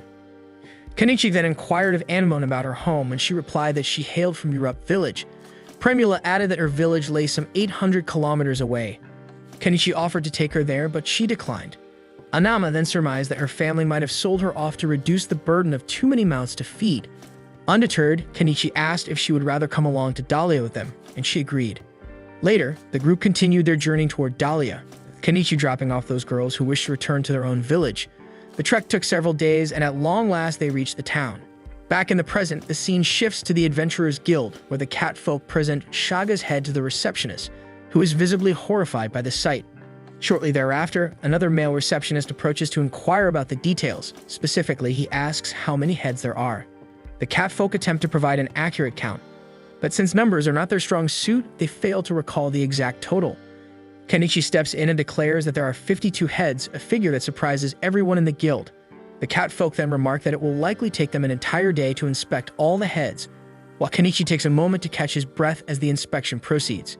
The old mage soon approaches Kenichi, complimenting him on his impressive magical abilities and the remarkable capacity of his item box. He warns that the nobles will make life difficult for him if they ever learn of his exploits. Kenichi, however, assures him that as long as he keeps his mouth shut, such trouble will not come his way. The old mage, not inclined to divulge any secrets, listens as Kenichi casually adds that he will simply leave town if matters deteriorate. Then Paul informs Kenichi that he is off to meet the local lord, Count Asclepius. Realizing that this meeting will likely involve reporting that nobles were implicated in the incident, Paul confirms this and then departs. Kenichi later mentions that it took the guild until nightfall to complete the inspection of the heads, with the total bounty amounting to 861 gold coins. Notably, Anama refused to claim any share of the reward since she had not contributed any labor. Instead, she asked Kenichi if she might take charge of caring for Anemone, promising to treat her as if she were her own child. Kenichi had no objections to this arrangement and eventually left the guild. Outside in town, Kenichi observes the townspeople jubilantly celebrating the defeat of Shaga and his gang, and as he departs, Anemone trails behind him. Meanwhile, inside the guild, Anama had just brought water for both herself and Anemone, but to her dismay, Anemone is nowhere to be found. Elsewhere, Kenichi explains that he's chosen to remain in town for the day since the gates have already been closed. He makes his way to Azalea's inn, where he hears a bard singing a lively tune about their group's victory over Shaga. Azalea, delighted to see him again, greets him warmly. She teases, asking if it's true that he vanquished a horde of bandits. Kenichi downplays the tale, insisting he did not, and privately muses that if she ever learned the truth, she'd be clamoring to claim the reward from him. The conversation takes a personal turn when Azalea brings up an old promise, asking if he still remembers that he vowed to make her his lover if his business were to succeed. Kenichi is taken aback, wondering if she somehow knows that his fortunes have recently improved. He denies ever making such a pledge and in return, asks if she might spare him an empty room. With a hint of playful theatrics, she feigns tears and questions whether she was nothing more than a fleeting dalliance in his eyes. Tired to continue this shit show, Kenichi retreats to his room, silently thinking that it's only a matter of time before the nobles catch wind of his exploits. That night, as Kenichi slept, Azalea quietly slipped into his bed. Even though he mumbled that he was utterly exhausted from the day, she began to undress, intent on pursuing their intimacy. But their damn moment was abruptly interrupted when Anemone entered the room, causing them to immediately cease their love actions. The next morning, Kenichi reveals that in the end, Anemone decided to stay with him. He then heads over to Anama's shop, intending to hand her off to her rightful care, but to his surprise, she isn't there. Undeterred, he sets about his daily errands. First, he stops by a weapon shop where he sells the arms he had recovered from the bandits for a total of 32 gold coins. Next, he offloads a collection of vases and assorted valuables to the Mallow Trading Company, netting him 35 gold coins. Finally, he takes some furniture to the old mage's shop and earns another 22 gold coins from the sale. In the end, the total reward came to 89 gold coins, which they divided evenly 7 ways, each person pocketing 12 coins. Kenichi decided to present the dresses to Anama and the other women who had stayed behind, and afterward he headed back to his house. There they found Anama waiting, delighted to see that Anemone was safe. Once inside, Anama discovered that Anemone wished to remain with Kenichi. She told the girl that if she came with her, she'd learn the ins and outs of running a business, but Anemone refused. Kenichi then asked if she was absolutely sure. When she confirmed, Anama agreed to let her stay with Kenichi for now, promising that she could always return if things got too rough. Later on, Kenichi escorted Anama to a carriage bound for town and then returned to his own home, where he asked Anemone why she wanted to stick with him. She admitted it was because he had fed her until she was completely satisfied, and they later enjoyed a hearty dinner together. Following dinner, at Anemone's insistence, they took a bath together and eventually spent the night in each other's company. However, later that night, a group of shady-looking men prowled around Kenichi's house to keep an eye on him, and he ended up having a terrible nightmare that left him waking in distress. About half a month later, news came that Paul had been elevated to Baron for his role in defeating Shaga. He was given charge of a small territory, tasked with recruiting new settlers and even on the lookout for a wife. There were even rumors circulating that a noble had been stripped of their rank, something Kenichi found hardly surprising, given that bandits had been hired to kidnap Primula. Not long after, while out in town, they noticed a peculiar bicycle rolling by, which Anemone identified as a Draisine. Kenichi recalled that initially Mallow and Primula had laughed at his idea. However, once the dust had settled after the Shaga incident, they recognized his foresight. Summoning him later, they gave him 5 gold coins for his idea, apologizing for their earlier mockery and even purchasing the rights to the Draisine. Soon after, Kenichi sensed someone was tailing him, though he couldn't pinpoint any suspicious figure, yet he was sure he was being followed. Eventually, the guild managed to wrap up all their paperwork and distributed the rewards. Kenichi used his share to repay the funds he had borrowed from Mallow for his preparations, and he split the remainder among the women he'd rescued. In the end, only a single coin remained, which he handed over to Anama, and then she offered Anemone a fruit to eat. And then once again, Kenichi sensed someone was watching him, and this time he pinpointed the culprit. Grabbing Anemone's hand, he bolted from the scene, only to notice an entire group in hot pursuit. He dashed through narrow alleys, deliberately knocking over boxes to slow them down.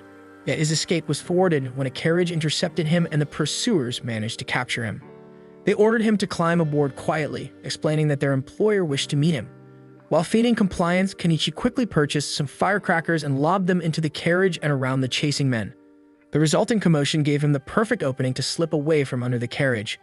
Even as they continued to chase him, he procured a crossbow and successfully intimidated them into retreat with his threats.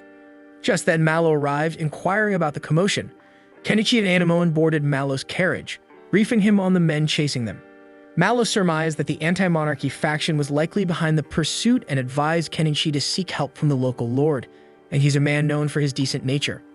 Although Kenichi trusted Mallow's judgment, he suspected that the lord would inevitably impose taxes in exchange for his assistance that he'd find impossible to decline, and then he alighted at the edge of town. Meanwhile, back at Mallow's compound, Mallow recounted to his daughter how he had met Kenichi earlier. She recalled that they had yet to thank him for earning their family name and explained that the Lord had commended them for inventing the Draisine, so much so that he even permitted them to adopt a family name derived from it. As a result, she is now known as Primula ni Draisine. Mallow then solemnly told his daughter that their company owed a tremendous debt to Kenichi, and that they must find a way to repay it. Early the next day, Primula is busy getting ready. She recalls how at first she had pegged Kenichi as just a boring old man with a tiny stall. But as she got to know him, she discovered he was both knowledgeable and gentle, qualities that shone through in the exceptional products he stored, which had earned their company handsome profits and a respected family name. This reputation made her desperately try to win him over, even if her efforts initially seemed futile. Yet when he came to save her, it became clear that he truly cherished her. Convinced by his actions, she decided to be with him. However, when she went to his house, she was surprised to find that both the house and the surrounding fields had vanished. Meanwhile, Kenichi is seen riding out of town on an off-road bike. Along the way, he meets Fuyu, and they stop to chat. Fuyu soon learns that Kenichi has become a merchant. He bombards him with questions, even wondering if the famed Draisine everyone's been raving about is the custom model Kenichi now boasts. Kenichi confirms that it's indeed specially made for him, and Fuyu asks where he's headed next. Kenichi recalls packing everything into his item box and leaving his old home behind. Although he sometimes wondered if his coming here had a deeper meaning, he was happy to know that his coming here had saved Primula. As he prepares to continue, a bobcat appears. Kenichi bids the creature farewell and wishes it a good life, only to notice that the bobcat follows him as if it too wants to come along. Back in the present, Kenichi tells Fuyu that he's currently on a journey with no fixed destination. When Fuyu asks about the 2 companions with him, Kenichi simply replies that they are his family. With that, he rides off and Fuyu offers a silent prayer for his safe travels. The scene then transitions to Kenichi by a river where he is fishing. As he cooks the fish he's caught, he explains that they are currently searching for a new land to settle. At present, they are about 100 kilometers from Dahlia, with the next town called Estrantia located roughly 5 to 6 kilometers away. Kenichi then serves the fish soup to Anemone and the bobcat, remarking that this simple, unhurried way of living perfectly embodies a slow life. He also recalls that earlier, Anemone had mentioned being 12 years old, though he isn't entirely convinced as she appears rather small for her age. Soon after, we see Kenichi flying a drone, which excites Anemone. She wonders if it might be a form of magic. Kenichi confirms that it is indeed magical and muses that they need to find a permanent place to settle down. Observing that the river they are camping near flows into a lake, he decides to head over there with his companions in search of an ideal spot to establish their base. Riding his bike to the lake, they eventually discover a promising location. To playfully impress Anemone, Kenichi pretends to cast a spell to summon his house, and to her delight, his house materializes. Once everything is in order, Kenichi begins pondering a name for the bobcat. After several attempts, he settles on Vel, short for velvet. Later, we see him teaching Anemone how to read and write, and it's clear she's quickly catching on. He then moves on to instruct her in mathematics, though like most children, she isn't particularly fond of math. As she works on some problems, Kenichi contemplates his need for an alternative fuel source, given that kerosene is expensive. He remembers a segment he once saw about biodiesel made from used cooking oil, and decides to explore the idea further, purchasing several books on the subject. We then see Kenichi immersed in reading these books when Anemone asks what he is doing. He explains that he's studying the texts, and she expresses her desire to read as well. However, he points out that the books are in a language she isn't yet familiar with. Undeterred, she shows willingness to learn, and Kenichi starts teaching her Japanese. The next day, we see Kenichi carefully draping camouflage over his solar panels. Suddenly, he hears rustling from the bushes, and thinking a monster might be lurking, he readies himself for battle. To his surprise, it turns out to be Mayali, who leaps out with a bright smile. She chides him for leaving her behind and explains that she had to work hard to track his scent and make it here. She then joins up with Anemone, who is equally delighted to see her, and Kenichi announces that Mayali will be staying with him from now on. Later, as they enjoy lunch together, Kenichi asks Mayali if Dahlia has remained the same since he left. She recalls that while she was in town, Paul proposed to Primula, which prompts Kenichi to remark that it's fitting she's marrying someone her own age, though he grumbles about missing the ceremony. After lunch, they all take a bath and later settle down to read picture books. Mayali laughs that even she can understand the stories thanks to the illustrations, and Kenichi muses that such picture books might be a promising product. Uncertain about crafting books based on fairy tales from his own world, he asks the girls if any familiar tales exist here. They list several, and Kenichi grows curious about one titled The Forest Elf. Anemone explains that the story tells of an elf living deep in the forest who falls in love with a human prince, a union vehemently opposed by both elves and humans. The elf nearly meets her end at their hands, but thanks to the fairies, she escapes and eventually finds happiness in the realm of the fairies. After their conversation, Kenichi is seen finishing a drawing for a picture book based on this tale. He then uses a printing machine kit to produce a copy of the book. The girls are amazed by the result, and he then binds the pages with another machine. Finally, he presents a copy to each of them, and they are overjoyed to receive their own little treasure.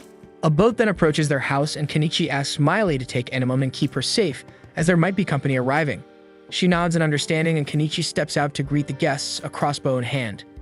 The newcomers calmly instruct him to lower his weapon, revealing that they are residents of Santanka, the village across the lake. Kenichi inquires what they want, wondering if any local laws restrict habitation here. They assure him that there are none. They were merely curious, concerned that bandits might have set up camp in the area. Kenichi explains that he's merely a merchant, though they comment that he appears rather well armed. He clarifies that he had to flee his previous city due to trouble, so he prefers to be prepared for any eventuality. At that moment, the bobcat comes over to Kenichi, clearly fawning over him. The beastman concludes that there's no way Kenichi could be a bad person. The man on the boat then introduces himself as Crouton, while the beastman introduces himself as Neamius. Kenichi also introduces himself, and Crouton reveals that he used to work for the government in Estrantia. Neamius surveys Kenichi's home and remarks that everything seems in order, prompting Crouton to apologize for having doubted him. Noticing the picture books Kenichi has produced, Crouton buys one for his daughter. After their brief visit, they depart, and Kenichi enjoys lunch with his companions. Later, we see Kenichi gathering herbs in the forest when Mayali appears in a playful mood. She jumps on him, suggesting they should do it now that Anemone isn't around. Though Kenichi is initially hesitant, she drags him along, and they end up indulging in their intimate private rendezvous. Sometime afterward, Kenichi bolts out of his shed and plunges into the river. He explains that the shed had become unbearably hot, and he confesses that he was busy producing diesel, dangerous work involving toxic substances, but he managed to succeed in the end. Once finished, he notices that Anemone is upset with him, as he had been completely absorbed in making diesel over the past few days and neglected her. He asks if they should create a new picture book together, but she remains silent. Then he suggests that they head to Astrantia, and hearing this, Miley volunteers to accompany him, so Anemone happily agrees to join the journey as well. They then set off for the city, trailing after Miley, who's been there several times before. As they approach, Kenichi opts to finish the journey on foot. His first stop is the Adventurers Guild, where he informs the receptionist that he'd like to register with that branch. Both he and Miley present their current guild IDs. The receptionist steps into a back room with them and returns in a hurry, musing whether Kenichi is the fellow who defeated Shaga and Dahlia. Kenichi quickly tells her not to spill his personal details, but when she doesn't quite grasp his meaning, he insists she keep quiet. She agrees and informs him that the registration is complete, charging a fee of 1 silver coin for each of them. Shortly after, they grab a bite to eat. However, the girls aren't pleased with the soup because it lacks a proper stock after all they've grown accustomed to his cooking by now. In response, Kenichi adds some bonito stock to the soup, which finally wins them over. While eating, Kenichi notices a few suspicious figures prowling about, and he spots Crouton heading down a narrow alley with his daughter. Choosing not to interfere, he continues to survey the town until he and his companions come upon the Snowflake Tool Shop. Miley explains that the shop is run by an elderly mage, and Kenichi intriguedly ventures inside. There he finds something rather unusual and asks the old mage to explain its use.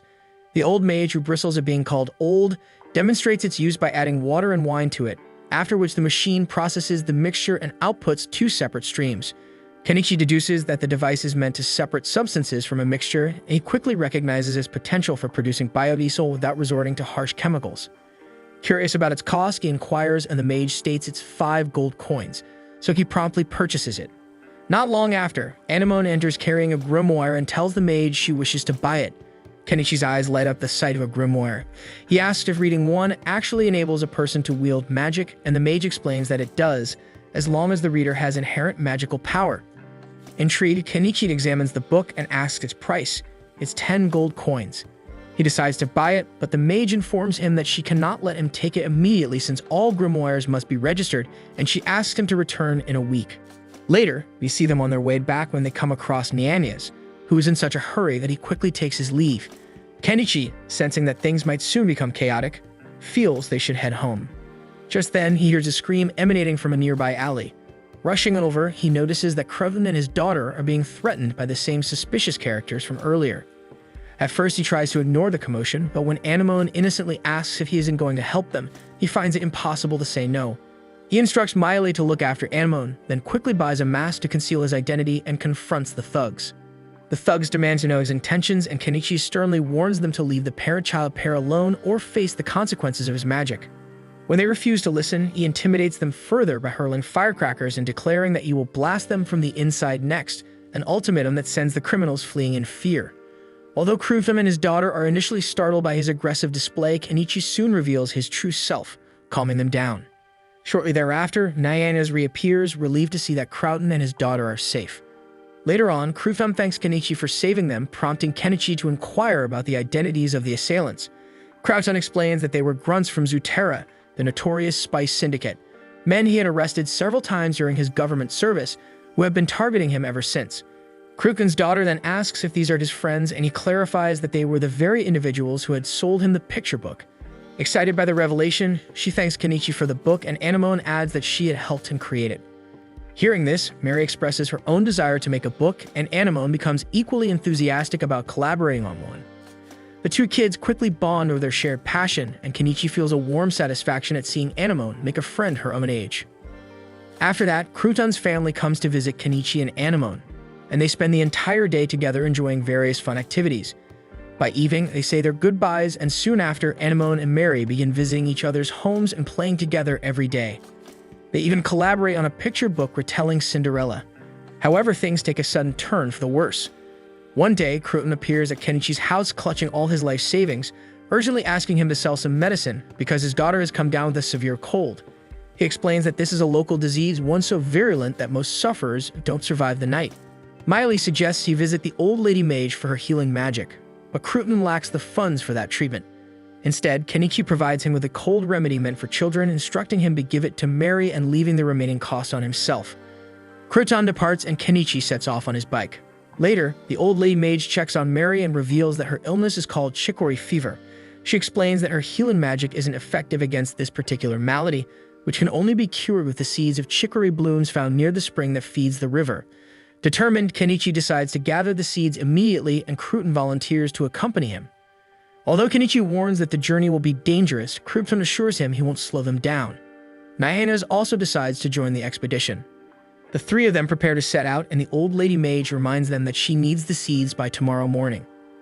Understanding the urgency, they embark on their quest. But unbeknownst to them, the thugs from earlier are secretly watching them, pleased to have found Crouton's home, and anticipating that the situation is about to get even more damn interesting.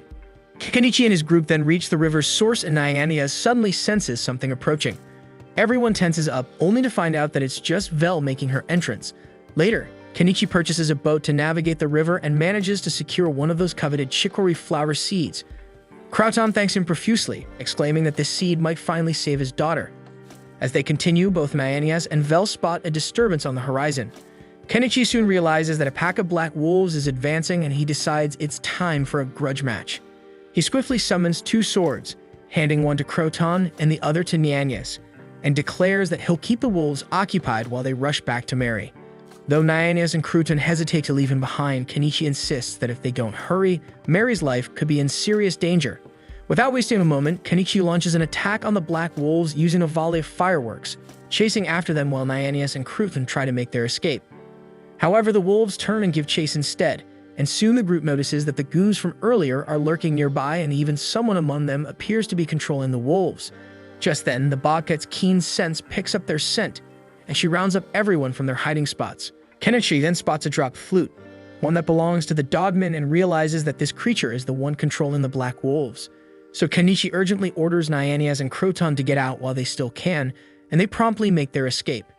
The dogman then scrambles to retrieve his flute, trying to command the black wolves to pursue his targets, but Kenichi is convinced that the wolves won't be able to outrun a catman. Yet the wolves seem immune to the dogman's orders, their instincts alerting them to something ominous nearby.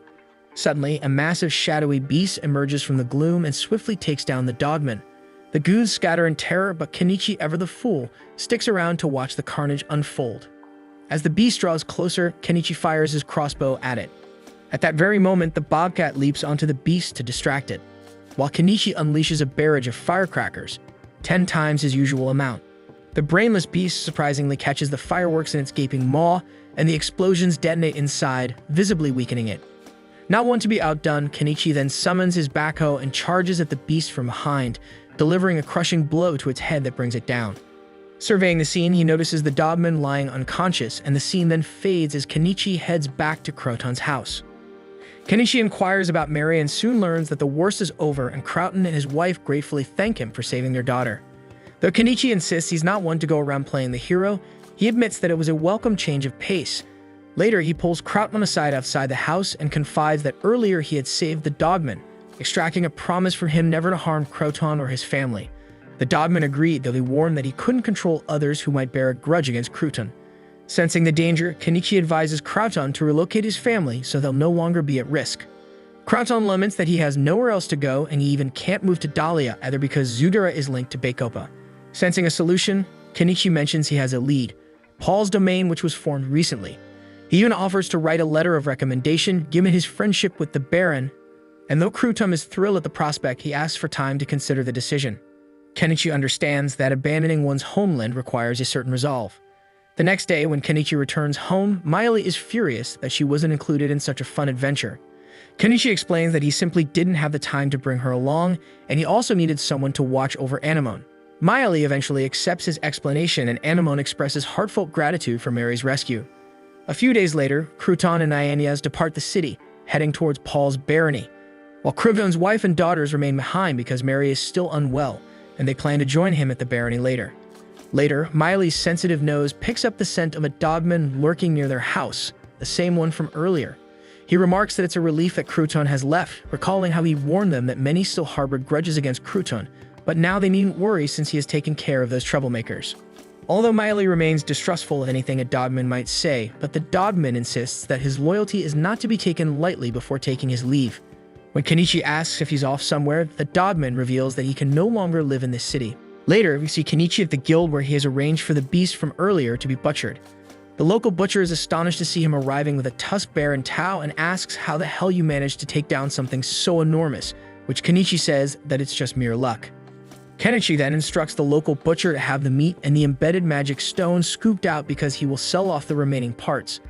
The butcher sets to work immediately, though he warns that it will take until evening to complete the task. With nothing else to do, Kenichi decides to head home for a short break. As he passes by a particular hotel, a sudden chill runs down his spine, so he wonders if someone might be discussing him. Inside the hotel, a familiar face can be seen searching for someone, adding to his unease. Later back at his house, Kenichi fires up his magical contraption to produce biodiesel. He accomplishes this effortlessly and marvels that his production cost has dropped by a factor of 10. Testing the new oil in his generator, he's pleased to see that it runs smoothly. That evening, Kenichi decides to return to the city, informing Miley and Anemone that he'll spend the night there if it gets too late. He makes a beeline for the old lady's shop, where the proprietor informs him that the registration for the grimoire is complete and hands it over. Kenichi notices that the grimoire has a magic stone embedded in its cover. The old lady explains that this stone is integral. The incantation recorded within the book is linked to it, and without the stone, the spell will never activate. Understanding its importance, Kenichi hopes that this purchase will be as valuable as the magical tool he acquired earlier. The scene then shifts to Kenichi collecting the processed meat and the magic stone from the tusked bear. At the counter, the butcher informs him that he may now collect his payment for the materials sold. As the receptionist hands him the money, Kenichi shamelessly glances at her massive melon, an action that clearly makes her uncomfortable. Next, we see him on his way back home when he suddenly gets another chill, thinking he should hurry back before catching a damn cold. But then out of nowhere, someone grabs his sleeve and tells him that she finally caught him. Looking back, he finds Primula and asks her what the hell she's doing here. She wraps him in a tight hug and scolds him for vanishing so abruptly. So he says that if he hadn't disappearance might have jeopardized her company if the nobles had captured him, but she shrugs, saying it's up to them whether it's a problem or not. Noticing the growing scene, Kenichi tells her they need to talk somewhere more private. Primula insists he follows her to her hotel, and the scene shifts to them chatting quietly in the hotel cafeteria. She recounts how the drazing he once showed them ended up earning her family their name, and she goes on about all the other ways he's helped her and her family. Kenichi, however, downplays his own role, insisting that her family was a big help to him. She then reminds him that he even rescued her from bandits, and he pleads with her to calm down, reminding her that he'd heard rumors she was about to marry Paul. Primula laughs it off, admitting that while there was talk of it, she ultimately turned him down. Kenichi admits he thought such a union might have been perfect, but before the conversation can go further, Primula changes the subject. She mentions that both Anaman and the old mage were upset with him for disappearing without a proper goodbye. He confesses that he did feel guilty about leaving abruptly, but he never wanted to cause trouble. Yet she insists he wasn't causing any trouble at all. Accepting this, he suggests that she should head home now that she's reassured him, but Primula stubbornly refuses to leave without him. But Kenichi has no plans of returning soon, so she decides to stick around with him. Kenichi then asks how she managed to figure out he was in this city. Primula explains that she's been diligently checking with the guild to see if he registered in any other city, and one day she discovered that he had indeed enrolled in the local guild in this city. So without wasting a moment, she hopped into a carriage and rushed here. Finally, she boldly asks him to make a woman out of her tonight, a request that leaves him uncertain. But she insists, so Kenichi knows better than to refuse a hot lady's insistence, and he finally agrees. The scene then shifts to Primula's room, where Primula wastes no time disrobing, and soon enough she and Kenichi share a very intimate moment. The next day, when Kenichi returns to his mansion, Miley and Anemone are taken aback to see him accompanied by a woman, only to realize that it's Mallow's daughter. Primula is visibly upset that Kenichi left her behind, but he brought both Anemone and Miley along. Kenichi says that he didn't plan to bring Miley, she simply followed his scent, and he couldn't leave Anemone alone since she's just a child. Clearly, Anemone isn't happy seeing Kenichi and Primula grow closer, and soon both she and Miley start vying for his attention. Anemone then blurts out a question, asking Kenichi if she's going to stay with him from now on, worried that it will make their house feel too cramped. This sparks a rivalry between her and Primula. Kenichi urges them to get along, and although Anemone hopes he won't bring more people into the mix, he hesitantly agrees. Then Primula notices Vel and is surprised to see that Kenichi brought the bobcat along, even though she expected him to bring her instead. Kenichi explains that Vel followed him too. Later, Everyone argues over who gets to sleep closest to Kenichi, and he eventually puts the squabble aside to take a bath, remarking that he even bought an extra tub now that their little family has grown. We then see Kenichi bathing in one tub, while Mayuri and Anemone share another. However, Anemone insists on joining Kenichi in his tub, though he's unsure at first he can't really stop her, and they end up bathing together. Primula eventually comes to join them as well, but she feels too shy about sharing the bath with everyone. Kenichi tells her she can have a private bath later, but she becomes frightened of bathing alone at night and opts to join Mayuri instead. After their bath, Kenichi attempts to cast the fireball spell from the grimoire he acquired, only to have it fizzle out. Disappointed and thinking he has no power, he's about to give up when suddenly Anemone just for fun recites the spell. And to everyone's astonishment, a fireball erupts right in the middle of the house, leaving everyone utterly astonished. Kenichi then quickly buys a fire extinguisher, and together with the girls they quickly put out the fire that had broken out. Anemone apologizes for causing the commotion, but instead of being upset, Kenichi is excited and impressed that she managed to use her magic in the process. However, the excitement is short-lived as Anemone suddenly faints. They take her to bed, and by morning her fever has subsided. Kenichi then hands her a can of peaches, which she enjoys immensely. The other two girls are also intrigued by the peaches, remarking that they taste like a fruit fit for nobles. A few days later, once Anemone is fully recovered, Kenichi invites Mary and her mom over, since Mary too has gotten better. They gather for a lively barbecue featuring tusk bear meat, but Mary complains that the meat is too tough and difficult to chew. Agreeing with her, Kenichi tenderizes the meat using soy sauce and a blend of spices before barbecuing it again. This time, the meat turns out delicious and everyone enjoys the meal. After dinner, Kenichi prepares a hearty soup using the leftover bear stew, leaving everyone amazed by how good it tastes. Later, we see that Anemone and Mary have finished the picture book they were working on, and Primula exclaims that it has great potential for sales. She decides to start a business in Astrantia based on their creative project, prompting Kenichi to jokes that he might have just ignited her mercantile spirit ass. When he asks her what else she plans to sell besides the picture book, she explains that she intends to market the bear stew and a dish called stewed rinkus. Mary's mom chimes in, confident that these products will sell. After all, she's never tasted anything as delectable even in Astrantia. The others share her enthusiasm, and Mary's mom even offers to help Kenichi's wife sell the goods as a way to repay him for everything he's done for their family. Primula beams at being affectionately dubbed Kenichi's wife, and Mary's mom, drawing on her experience as a waitress, promises to be a tremendous help. Kenichi agrees to the arrangement, and Mary also decides to pitch in. When she asks Anemone what her plans are, Anemone simply declares that she wants to stay with him. The next day, Kenichi drops Primula off in town and buys her a utility cart, sending her off to conduct business. Later in town, Primula and the girls are seen selling their stew, which quickly becomes a hot item. A crowd gathers to sample it, with many insisting that it's sophisticated enough to be served to nobles. However, the atmosphere soars when a group of rough-looking men suddenly appears and begins to stir up trouble. They loudly claim that a bug was found in the stew, launching a frenzied outcry about poor hygiene in their stall. The scene then shifts to Kenichi using his drone to survey the cliff near his house, and he is amazed to discover that the plateau above is teeming with untouched resources. Convinced that there's a treasure trove of materials waiting to be harvested, he listens as Anemone, peering through her binoculars, spots some sparkly stones on the cliff's edge. Curious, Kenichi takes a closer look and realizes he's never seen an ore like this before, so he's got a feeling they'll fetch a hefty price. Wondering how to mine them, he glances at the time and notes that it's already evening. Deciding to seize the opportunity, he heads back to town to pick up Primula. There he meets Primula and the others, and she excitedly informs him that they sold out today.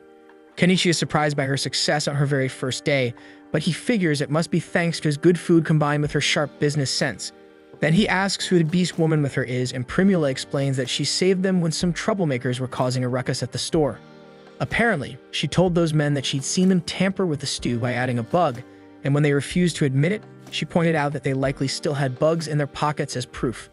The ruffians were so taken aback by her knowledge that they left, realizing they couldn't win the argument. Primula then mentions that she's hired the beast woman as a bodyguard.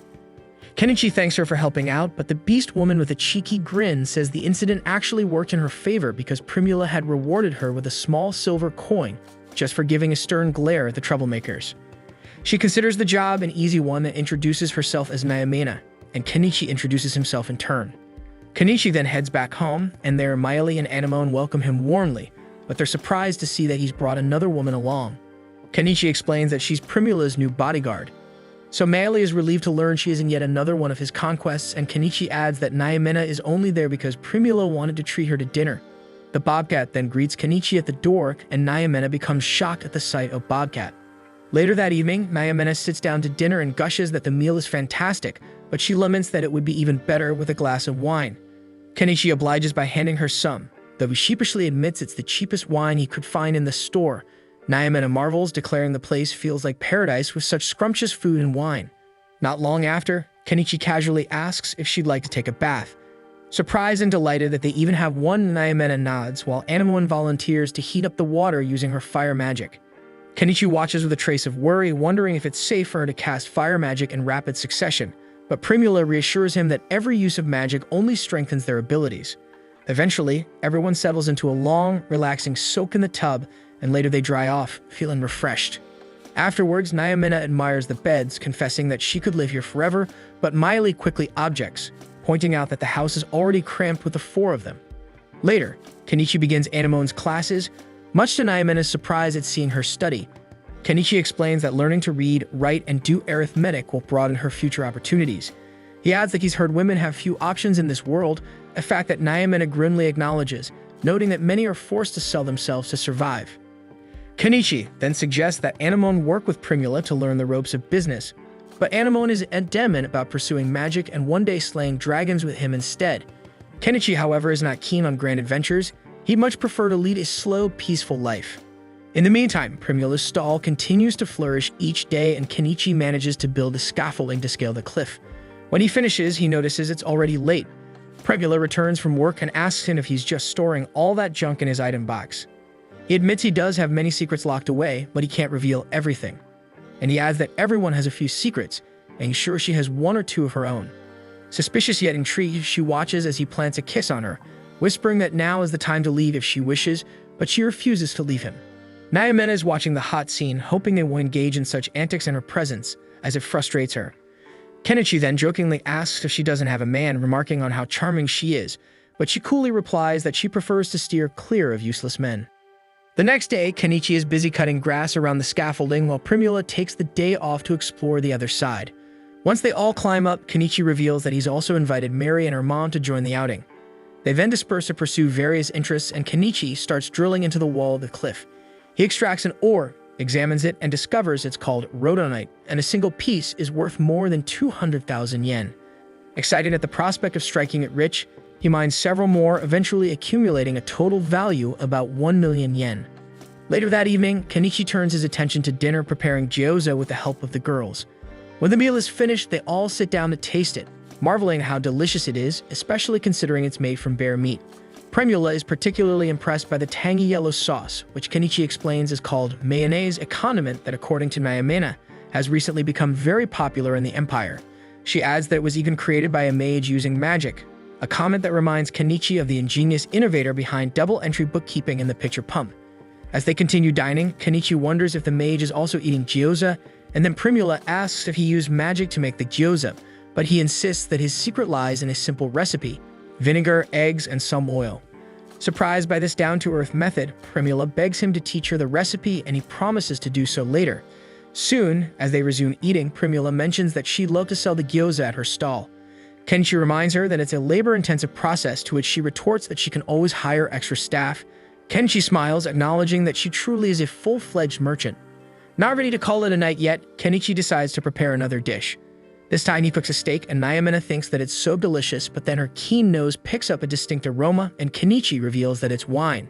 She eagerly requests a taste, and Kenichi warns her that the wine is potent, but he can't resist her pleading, so he pours her a generous gulp. And before long, she becomes completely drunk and clings to him. Miley, disapproving of the display, drags her away, but Naomina assures Miley she has no intention of stealing Kenichi away, and she even asks if she can stay with everyone. Miley, however, sternly refuses, ordering her to leave immediately. Kenichi intervenes, reminding Miley to behave, as Primula still needs her as a bodyguard. Although Miley remains wary of Naomina, Primula trusts her and ultimately agrees to let her stay, knowing well that Naomina's interest lies solely in the food and not in Kenichi himself. Later, we see that Naomina has set up her own room in the shed. She casually asks Kenichi if she needs to pay rent, to which he replies that she doesn't. Teasingly, she asks if he's trying to tame her, but Kenichi laughs it off, saying he isn't, and he just wants her to keep helping out Primula. As he moves to leave, Nyamena leans in and playfully asks if he's not going to do anything to her after spending a room alone with her. Just then, Miley steps in, diffusing the tension before anything perv happens. Both Nyamena and Miley tell Kenichi that he's free to do as he pleases with them, leaving him momentarily bewildered about what the hell to do next. A month later, Primula's stall has expanded so much that it's now known as Corolla. She's hired new staff, one of whom is named Iris, who is training to become the chef for a new branch she plans to open. As more time passes, Kenichi reveals that he's managed to mine rhodonite worth 15 million yen. He also mentions that Anemone has started gathering herbs atop the plateau, while Miley and Nyamena have turned the area into their personal hunting grounds. Soon after, it's announced that Corolla has rented a warehouse in the city, and they've begun preparing their products there. Daily profits range from 150,000 to 200,000 yen, with an estimated annual profit exceeding 70 million yen. With enough staff on board to open 2 new branches, Iris has even taken on the role of trainer for the other chefs. Kenichi marvels at this success, remarking that this is the true power of a top-class merchant, and that Primula is operating on an entirely different level than he is. That night, as the group winds down, Primula thanks Kenichi, saying that all her success is thanks to his delicious food. Kenichi reflects that the power of his old world is not something to be trifled with, and he silently hopes that this prosperous trend will continue, though he knows that change is inevitable. Elsewhere, the Queen is in conversation with Princess Lilith. The Queen informs Lilith that the bandits near Dahlia have been defeated, apparently by a mage capable of summoning iron beasts. Lilith comments that such a feat must be a heavy blow to the royalist faction, and she wonders aloud who could have possibly summoned those iron beasts. The Queen then reveals that the mage in question has taken up residence in Estrantia, an unexpected twist of fate that intrigues Lilith. The Queen states that the spirits must have guided him there, hinting that something significant is about to unfold in that region. The following day, Primula introduces herself to Mr. Eupatorium's wife, Canon, and they engage in a friendly conversation about her father's company and their thriving trade business. Meanwhile, Kenichi pays a visit to the old witch to purchase a book on explosion magic. As a kind gesture, the old witch also presents Anemone with a gift, a book devoted to household magic. Later that evening, while gathered with his friends, Primula informs Kenichi that Lady Canon is in need of an elegant brooch. Apparently, during her recent trip to Dahlia City, she had taken notice of the brooches sold by Malo's company and left the city in a state of discontent. In response, Kenichi hands Primula a beautifully carved stone featuring the likeness of a woman. When Primula examines it, she is struck by the resemblance to Lady Canon. So Kenichi instructs her to present it to Canon, emphasizing that he made it especially for her. The next morning, Miley brings news to Kenichi about some newly discovered dungeons in the area, details she had withheld previously to keep Nyamena in the dark, as she still harbors a dislike for her. Not long after, Anemone declares her desire to join the expedition, and Kenichi readily agrees. Setting off together, the group is captivated by the dungeon's breathtaking beauty, prompting Kenichi to snap some photos with his camera. They soon come across several glittering crystals, and Kenichi employs a rocket tool to collect them, hoping these valuable finds will fetch a fortune. But suddenly, a strange presence emerges, and it's a giant spider, so instantly they brace themselves for battle. Kenichi then fires his crossbow at the monstrous arachnid, but his bolts seem ineffective. Miley then takes aim with her bow, targeting the spider's eyes, which weakens it noticeably. So Kenichi instructs Anemone to use her magic to strike at its eyes as well, but fear holds her back, and the spider launches a vicious attack, forcing the team to retreat. Outside the dungeon, and ashamed, Anemone apologizes to Kenichi for her hesitation, and he gently reassures her that she's still too young for such perilous escapades. That night, as everyone soaks in hot water to unwind, Nyamena seethes with anger for not being informed about the dungeon expedition. Undeterred, Kenichi announces that he plans to return to extract more crystals. This time, Nyamena insists on joining the next trip, especially since Primula has taken a few days off from work, and Kenichi agrees. Later, in a quieter moment, Kenichi informs Anemone that he has finished recording the new spellbook. Brimming with excitement, Anemone eagerly opens the book to read, but Kenichi quickly intervenes, advising her that she should continue her training first before diving into the contents of the book that will burn the whole house. The next morning, the group resumes their training before heading back into the dungeon. Kenichi picks up where he left off, meticulously collecting crystals along the way. Suddenly, the giant spider reappears, prompting the team to spring into action according to their carefully laid plan. The girls quickly hurl poison at the arachnid to disrupt its web spinning, while Anemone seizes the moment to launch a fiery fireball that incinerates it completely. With the threat vanquished, the group continues their exploration, until the spider reappears and another fierce battle erupts. Just as tensions rise, a second spider emerges, this time revealed to be a female. Kenichi deduces that the larger female is likely the nest guardian remaining in her lair while the now-deceased male once roamed in search of food. Since she can no longer hunt, he figures that she will eventually perish from starvation. The group decides to leave, but the female spider blocks their exit. The girls again attempt to neutralize the threat by throwing poison, and Anemone casts a series of spells, but nothing seems to budge the relentless creature, which continues its assault without retreating. Thinking quickly, Kenichi devises a new strategy.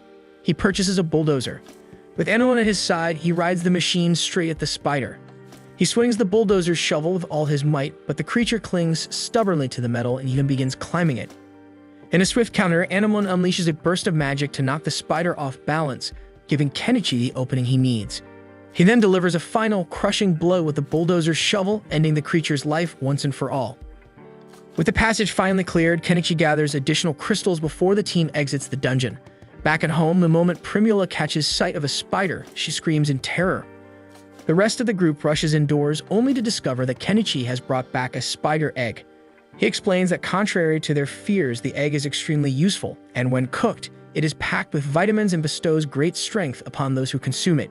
Skeptical yet curious, the girls sample the dish, and they are delighted by its rich, unique flavor. Primula then exclaims with excitement that the dish tastes just like cheese, and she explains that in the kingdom of Kadin, cheese is produced only in select regions, making it extremely expensive. And this revelation sparks an idea in her to start making and selling cheese as a lucrative venture. Kenichi chimes in, remarking that cheese making is actually quite straightforward because it only requires milk and apple cider vinegar. He then demonstrates by crafting a sample cheese for everyone to taste, and they all agree that it's absolutely delicious.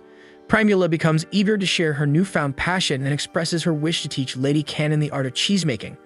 However, Kenichi initially refuses, explaining that he doesn't want to deal with nobles. Noticing that there's more behind her insistence, he presses for details, and Primula confesses that just a few days earlier, the corrupt merchant Thugalum had been harassing her at her stall. Although Nyamena urged her to inform Kenichi, Primula begged her to keep it quiet. Immediately, Kenichi vows to protect Primula from the unscrupulous merchant. Yet Primula is determined to settle the matter on her own terms through savvy business tactics and convinces Kenichi to let her handle it.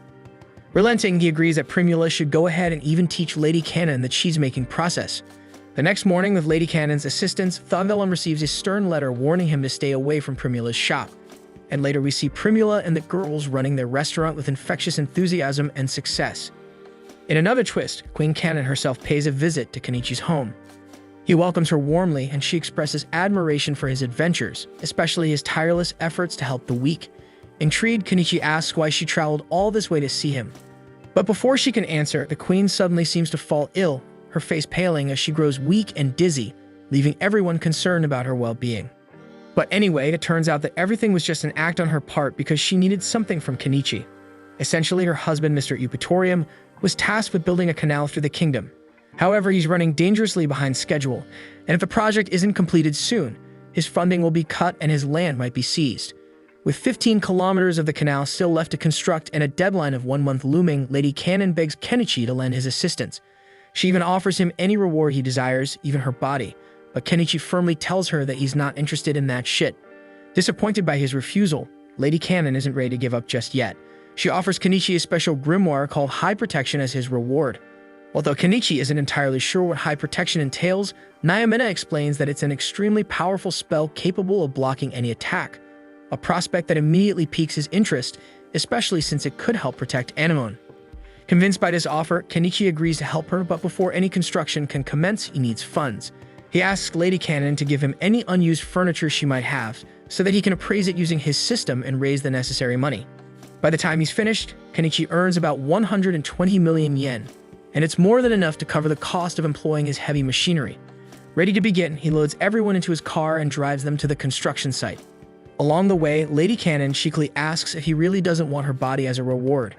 Kenichi flatly refuses, which only infuriates her since she knows he has no qualms about sleeping with beast women, so she asks why he wouldn't sleep with her. Eventually, they arrive at the construction site, where Kenichi unexpectedly runs into Miley's brothers. While it's nice to see them again, Kenichi can't help but wonder why they're working on construction when they should have been set for life after receiving a huge payout for killing Shaga. But apparently one tavern led to another, and after one wild night, they're broke once more. Suddenly, Nyamena appears to see what's happening, and immediately, When Miley's brothers catch sight of her, they practically fall in love. Moving on, Lady Cannon introduces Kenichi to Porridge, the man she hired to oversee the construction work. Porridge remarks that she didn't mean to come out here in person, but Lady Cannon insists it's important, especially since she's brought someone to help. She explains that Kenichi as a mage will be able to accelerate the process dramatically, though Kenichi modestly retorts that he's just a merchant. In any case, Porridge has no reason to refuse additional help, so he agrees to continue his work and asks Lady Cannon to review the bill for the equipment required. While Lady Cannon examines the invoice, Primula takes a look as well, and she's immediately disgusted by the exorbitant prices listed. She pleads with Lady Cannon to let her handle the bill, and after reading through the entire document, she becomes convinced that Porridge is trying to rip her off. Porridge defends himself, arguing that he needs to make a profit from the deal, and that there aren't any other merchants who could supply 1,000 axes as easily as he could. But he's quickly proven wrong when Primula turns to Kenichi and asks if he can source 1,000 axes. Kenichi promptly purchases the axes from his store and asks Lady Cannon if an axe like this will suffice. She replies that it's perfect, but she's curious about the cost. Primula then chimes in, explaining that Lady Cannon would only need to pay 1 silver coin per axe, a ridiculously low price. Lady Cannon is delighted by this offer, and with a smile she asks Kenichi if he's truly comfortable with it, so he casually tells her to think of it as a friend discount. Overjoyed, Lady Cannon declares that she will buy the axes from Kenichi instead and promptly fires Porridge. Enraged, Porridge reminds her that he represents the Thogalum Trading Company and that defying them could spell serious trouble. Kenichi recalls that Thogalum was behind all the issues at Primula's stall and that he wields such influence that even the Lord occasionally seeks his help, so getting on his bad side would surely cause more problems. However, with the construction of the canal taking precedence, everyone quickly shifts their focus to work. Then, since Kenichi's backhoe is going to be used extensively, he knows he'll need a lot of fuel. He pours out 3 basins worth of fuel, and within minutes, the work finally begins. Kenichi's machine proves to be a tremendous asset, accomplishing in mere minutes what would have taken them hours to complete. After a long day of work, Kenichi cooks up a hearty meal for his friends and graciously offers some to Lady Cannon. She's pleasantly surprised that he can whip up such delicious food right in the middle of the forest, and every bite tastes absolutely divine. Noticing Miley's brothers eyeing the food from a distance, Kenichi invites them to join in. But they aren't the only ones feeling the hunger. Nearly all the workers are famished as their usual tavern is in the city and the journey there's far too expensive. Feeling sympathy for the laborers, Primula comes up with a clever idea and asks Kenichi for permission to use his recipe to feed everyone. Of course, she'll still charge a fair price so that the meals remain affordable. The workers are overjoyed to have such nourishing food available, and soon the work site transforms into a festive gathering, much to Lady Cannon's delight at the newfound liveliness. Later that evening, Kenichi sets up a makeshift bath and invites Lady Cannon to use it to freshen up. She's amazed that he can create a proper bath in the midst of the woods. However, as Kenichi prepares to leave, Lady Cannon suddenly grabs his arm and orders him to join her in the bath. Kenichi struggles to resist because technically he is married to Primula and has responsibilities toward Anemone, so he simply can't indulge in such moments whenever he wishes. Lady Cannon, however, admires how deeply Kenichi cares for his family, something she never experienced as her own family barely acknowledged her individuality, caring only about whom she would marry. Kenichi sympathetically remarks that sounds sad, but quickly adds that it's none of his business, and he hurries out of the bathroom before Lady Cannon can make another attempt at seduction. The next morning, Kenichi rises early and immediately notices Lady Cannon hard at work, distributing food to all the laborers. For a brief moment, a mischievous thought flits across his mind. Perhaps it wouldn't be so terrible to make Lady Cannon taste of his Japanese stick. But almost immediately, all the girls crowd around him, clearly picking up on his fleeting thought. He quickly dismisses it, insisting that he wouldn't actually sleep with Lady Cannon because she's married, and he's smart enough to avoid such drama. Lady Cannon, for her part, understands that Kenichi isn't interested in her romantically, but she's determined, with a whole month ahead of them, she's convinced that sooner or later she'll make him give in. A few moments later, Porridge and one of his associates return to the worksite, grumbling that none of the workers have been patronizing the tavern they run. Primula explains that it's because she started selling food at an affordable price right there at the site, so the workers no longer need to travel into the city. She makes it clear that the loss of customers isn't because she stole them, but simply because the tavern's prices were sky-high. She adds that if they ever hope to recover, they'll need to be more honest in their business practices. After that, work goes on as usual, and once the trees are felled, Kenichi drives his backhoe to gather all the wood and debris into his storage. Progress on the canal is steady, and by noon, Lady Cannon's servants finally arrive, swelling the number of people on site. Soon, water becomes an issue. Although Kenichi could purchase water from his store, the cost is prohibitive. Instead, he decides to strike a deal with the beast folk. They mention a nearby spring, but it's nearly impossible to access without cat-like agility. So Kenichi offers them alcohol in exchange for fetching the water, and since the beast folk adore alcohol, they eagerly accept his proposition. And before long, the water supply problem is resolved. As the day winds down, and while the beast folk happily indulge in their alcohol, Kenichi announces that he's ready for bed. But just before he can depart, a drunken lady cannon clutches his arm and begins dragging him toward the bedroom. Kenichi, however, remains steadfast and refuses to give in to temptation. Instead, he uses her inebriated state as an opportunity to have her sign a paper, clearly stating that she will not try to ambush him again. Sometime later, after Lady Cannon finally drifts off to sleep, Kenichi quietly leaves the guest room and attempts to return to the main house.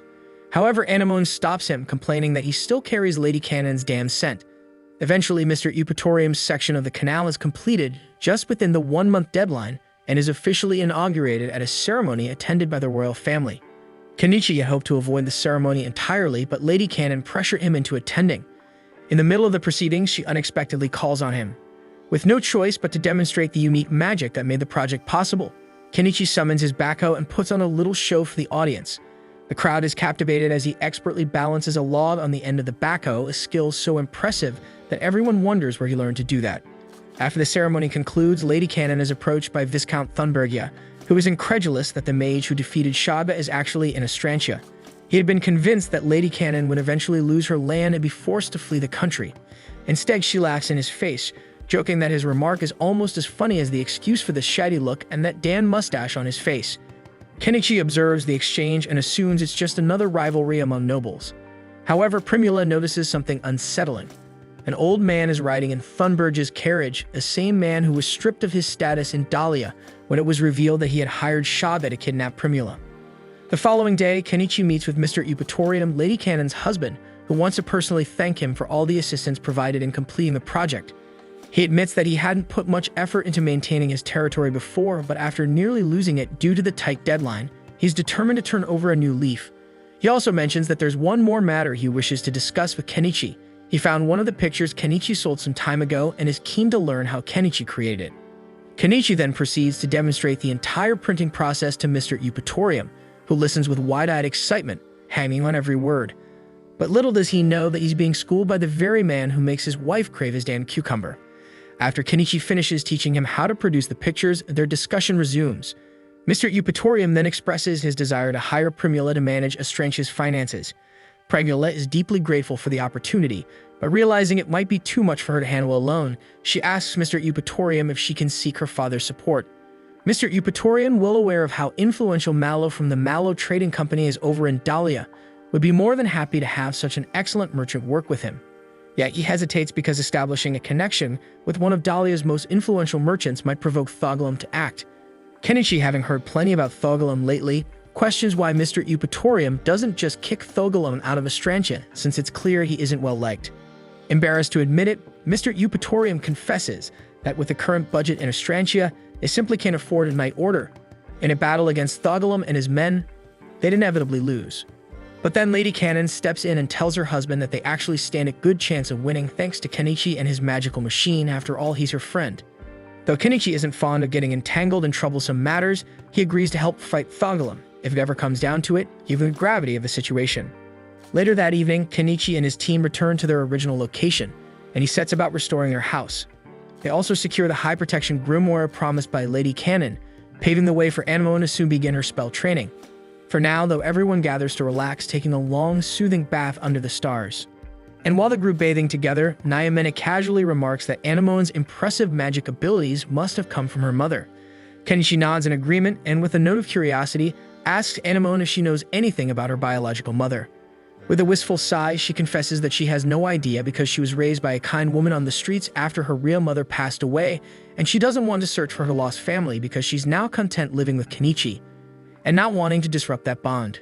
The next morning, Kenichi and Anemone visit the old lady wizard who specializes in registering high-protection spell books. As Anemone eagerly flips through the ancient pages of the spell book, Kenichi inquires if the old lady has ever heard of a gifted young mage who died on the streets about 10 years ago. The old lady, understanding that Kenichi is secretly searching for clues about Anemone's past, admits that while she doesn't recall any such tragic tale, she does remember a remarkably talented black-haired mage known as the Silver Armiria, who mysteriously disappeared a decade ago. According to her records, Armiria was the previous owner of the very high-protection spell book that now rests in Anemone's hands, a coincidence she finds too significant to ignore. However, with a touch of bitter humor, she warns Kenichi not to waste his time tracking down Anemone's family, claiming that it's obvious she's in love with him. Kenichi is taken aback and firmly retorts that he is too old for her, and that Anemone is like a daughter to him. Soon after, Kenichi returns home with Anemone and Miele, but on the way home, Anemone decides to practice casting the high protection spell. She manages to create a barrier that lasts barely a second before it shatters, and she collapses in frustration. As Kenichi rushes over to comfort her, she confesses that her stomach is hurting. Alarmed, Kenichi frantically searches online for stomach ache medicine, but Miele, ever perceptive, soon detects an unusual scent. She informs Kenichi that Anemone has just begun her first period, so realization dawns on him, and he quickly escorts her back home. Fortunately, Primula returns from work just in time. She sits down with Anemone for a heartfelt conversation about periods and the changes they bring. And later, with a mix of humor and relief, Anemone runs outside, exclaiming cheerfully to Kenichi that she can now have babies. Kenichi tells Anemone that it's good for her. Then, to his astonishment, she blurts out that she wants his babies.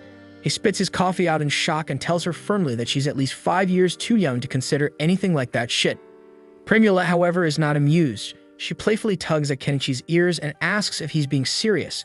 With a wry smile, Kenichi explains that he's just distracting Anemone for now. After all, when she grows up, she'll find someone else to marry. A few days later, while Kenichi is busy working on the cliff behind his house, he spots a carriage gliding on water. His surprise doubles when Malo steps out of it. Greeting them warmly, Malo congratulates Primula on her booming business before turning to discuss how to handle Thogalum. Kenichi quickly cuts off the overeager merchant, insisting that before they even talk about business rivals, it must address something far more important. He sets up a picnic under a large beach umbrella, and soon enough both Primula and Malo forget everything and only become engrossed in speculating about the umbrella's potential as a business asset. After the lighthearted moment, Kenichi formally asks Malo for permission to marry his daughter. Malo laughs it off, teasing that he can't do anything now since Primula has already barged into his house. The exchange warms their hearts, and later Kenichi throws a party in honor of his father-in-law, celebrating their newfound familial bond. Soon after, Malo begins working to expand his influence in the city's market. Meanwhile, old friends come to visit Kenichi. Crouchman arrives accompanied by Paul. Paul is initially delighted to see Primula, but his joy quickly turns to heartbreak when he learns she married Kenichi. He had hoped she was merely shy when she disappeared after his proposal, but now he accepts that he had no chance, resigning himself to the fact that Primula chose the better older man. With another strong ally by his side, Kenichi sets his sights on dealing with Thogalum. He heads to the market, where Lady Cannon and her husband are also present, to confront the nefarious merchant once and for all. Kenichi then strides confidently over to Thogalum's trading company stalls and asks if they're interested in buying goods. An eager merchant nods as Kenichi proudly announces he has something valuable to sell, and without hesitation, he pulls the corpse of a giant spider monster straight from his item box. Chaos erupts in the market as onlookers panic, and then the merchant blurts out asking if Kenichi is trying to pick a fight. Kenichi coolly confirms that he is indeed, and moments later, Thogalum's goons swarm in, weapons drawn, even before Thogalum himself appears. His lackeys quickly identify Kenichi, exclaiming that he's the mage who's been disrupting their business. Kenichi retorts sharply, vowing that he'll pay back every bit for harassing his wife. In response, Thogalum orders his goons to attack, confident that Kenichi is on his own. But Kenichi isn't alone because Paul, Croton, and several others rush to his aid. Despite Thogalum's boastful assurance of superior numbers, everything changes when Vel leaps in front of Kenichi. The sight of the sacred bobcat, a cherished member of Kenichi's family, sends the catfolk reeling, and they turn tail and flee, unwilling to face such a formidable foe. Forced to retreat, Thogalum slinks back into his stronghold. Undeterred, Kenichi and his crew press on inside, where they soon encounter a gang of dog mercenaries who show no hesitation in challenging a bobcat. Vel becomes visibly agitated upon seeing their leader, and in that moment, Kenichi realizes that this very dog is the scoundrel who once harmed her. The dog mercenaries immediately launch an attack, and Paul steps forward to engage their leader. Meanwhile, Miley and Nyamena showcase their flawless archery skills against the rest of the mercenaries, while a friend of Krupin helps push the dogs back. The head dog battles Paul fiercely, matching him blow for blow. Deciding to tip the scales, Kenichi joins the fray by summoning his mini excavator. He starts demolishing Thogolem's estate, hurling stones at the goons to knock them out cold. Realizing he's now isolated, Thogolem attempts to flee, but Kenichi gives chase. Once outside, Kenichi returns the mini excavator to his item box and summons a larger excavator to level Thogolem's shop. As the building crumbles under his assault, Thogolem panics. Just then, Mallow intervenes, urging Kenichi to cease the destruction, pointing out that the building could serve as their headquarters in this city. Thogolem curses both Mallow and Kenichi, threatening that the law will punish them for trying to kill him. With a defiant smirk, Kenichi fires back, declaring that the moment Thogolem ordered his goons to unsheathe their weapons, he had effectively branded himself as a conspirator against the Viscount's life. The irate Thogolem barely comprehends what's unfolding when the Viscount steps forward, acting as if Thogolem had been plotting to kill him, thereby giving Kenichi a valid excuse for his abrupt intervention. The Viscount declares that if Thogolem abandons his property and permanently leaves the city, his crimes will be forgiven. Cornered by circumstance, Thogolem has no option but to accept the offer to save himself. Before departing, however, he tells Mallow that he has found a good partner in Kenichi, but he also warns him to consider carefully why his daughter was kidnapped. Just then, a messenger from the royal capital arrives with urgent news. The king has summoned the mage known as Kenichi immediately. The Viscount confirms the letter's authenticity, and Thogolem laughs bitterly, remarking that the nail that sticks out gets hammered before slinking away. Kenichi, meanwhile, is left deep in thought over Thogolem's parting words. He begins to suspect that the true reason behind Primula's kidnapping is rooted in jealousy, some powerful people envious of the soaring value of the Mallow Company since his alliance might have orchestrated it. The realization that his actions might have endangered Primula fills Kenichi with burning anger, and he vows to ensure her safety from that day forward. That night, as the town settles down, Kenichi gathers Primula and Mallow and announces that he won't be supplying them with any new items for the time being in order to avoid drawing unwanted attention. Primula, however, refuses to accept that his actions have placed her in danger. She argues that taking risks is part of earning a profit, even if it means facing kidnapping, and declares with resolute determination that she doesn't care about the consequences because she's chosen to spend her life with him. She reminds him that the royal family was bound to call on him sooner or later, and now she wants to stand by his side through it all. The next day, Krutum departs with his wife and daughter to settle into his new home in Paul's territory. Meanwhile, an emotional Anemoan bids farewell to her best friend Mary. Afterward, Kenichi decides to make his own move. He packs up his belongings and then asks both Lady Cannon and the Viscount what the consequences would be if he were to run away instead of heading to the capital. Their panicked responses make it clear that such an act would be seen as rebellion, and they would be held responsible for allowing him to escape.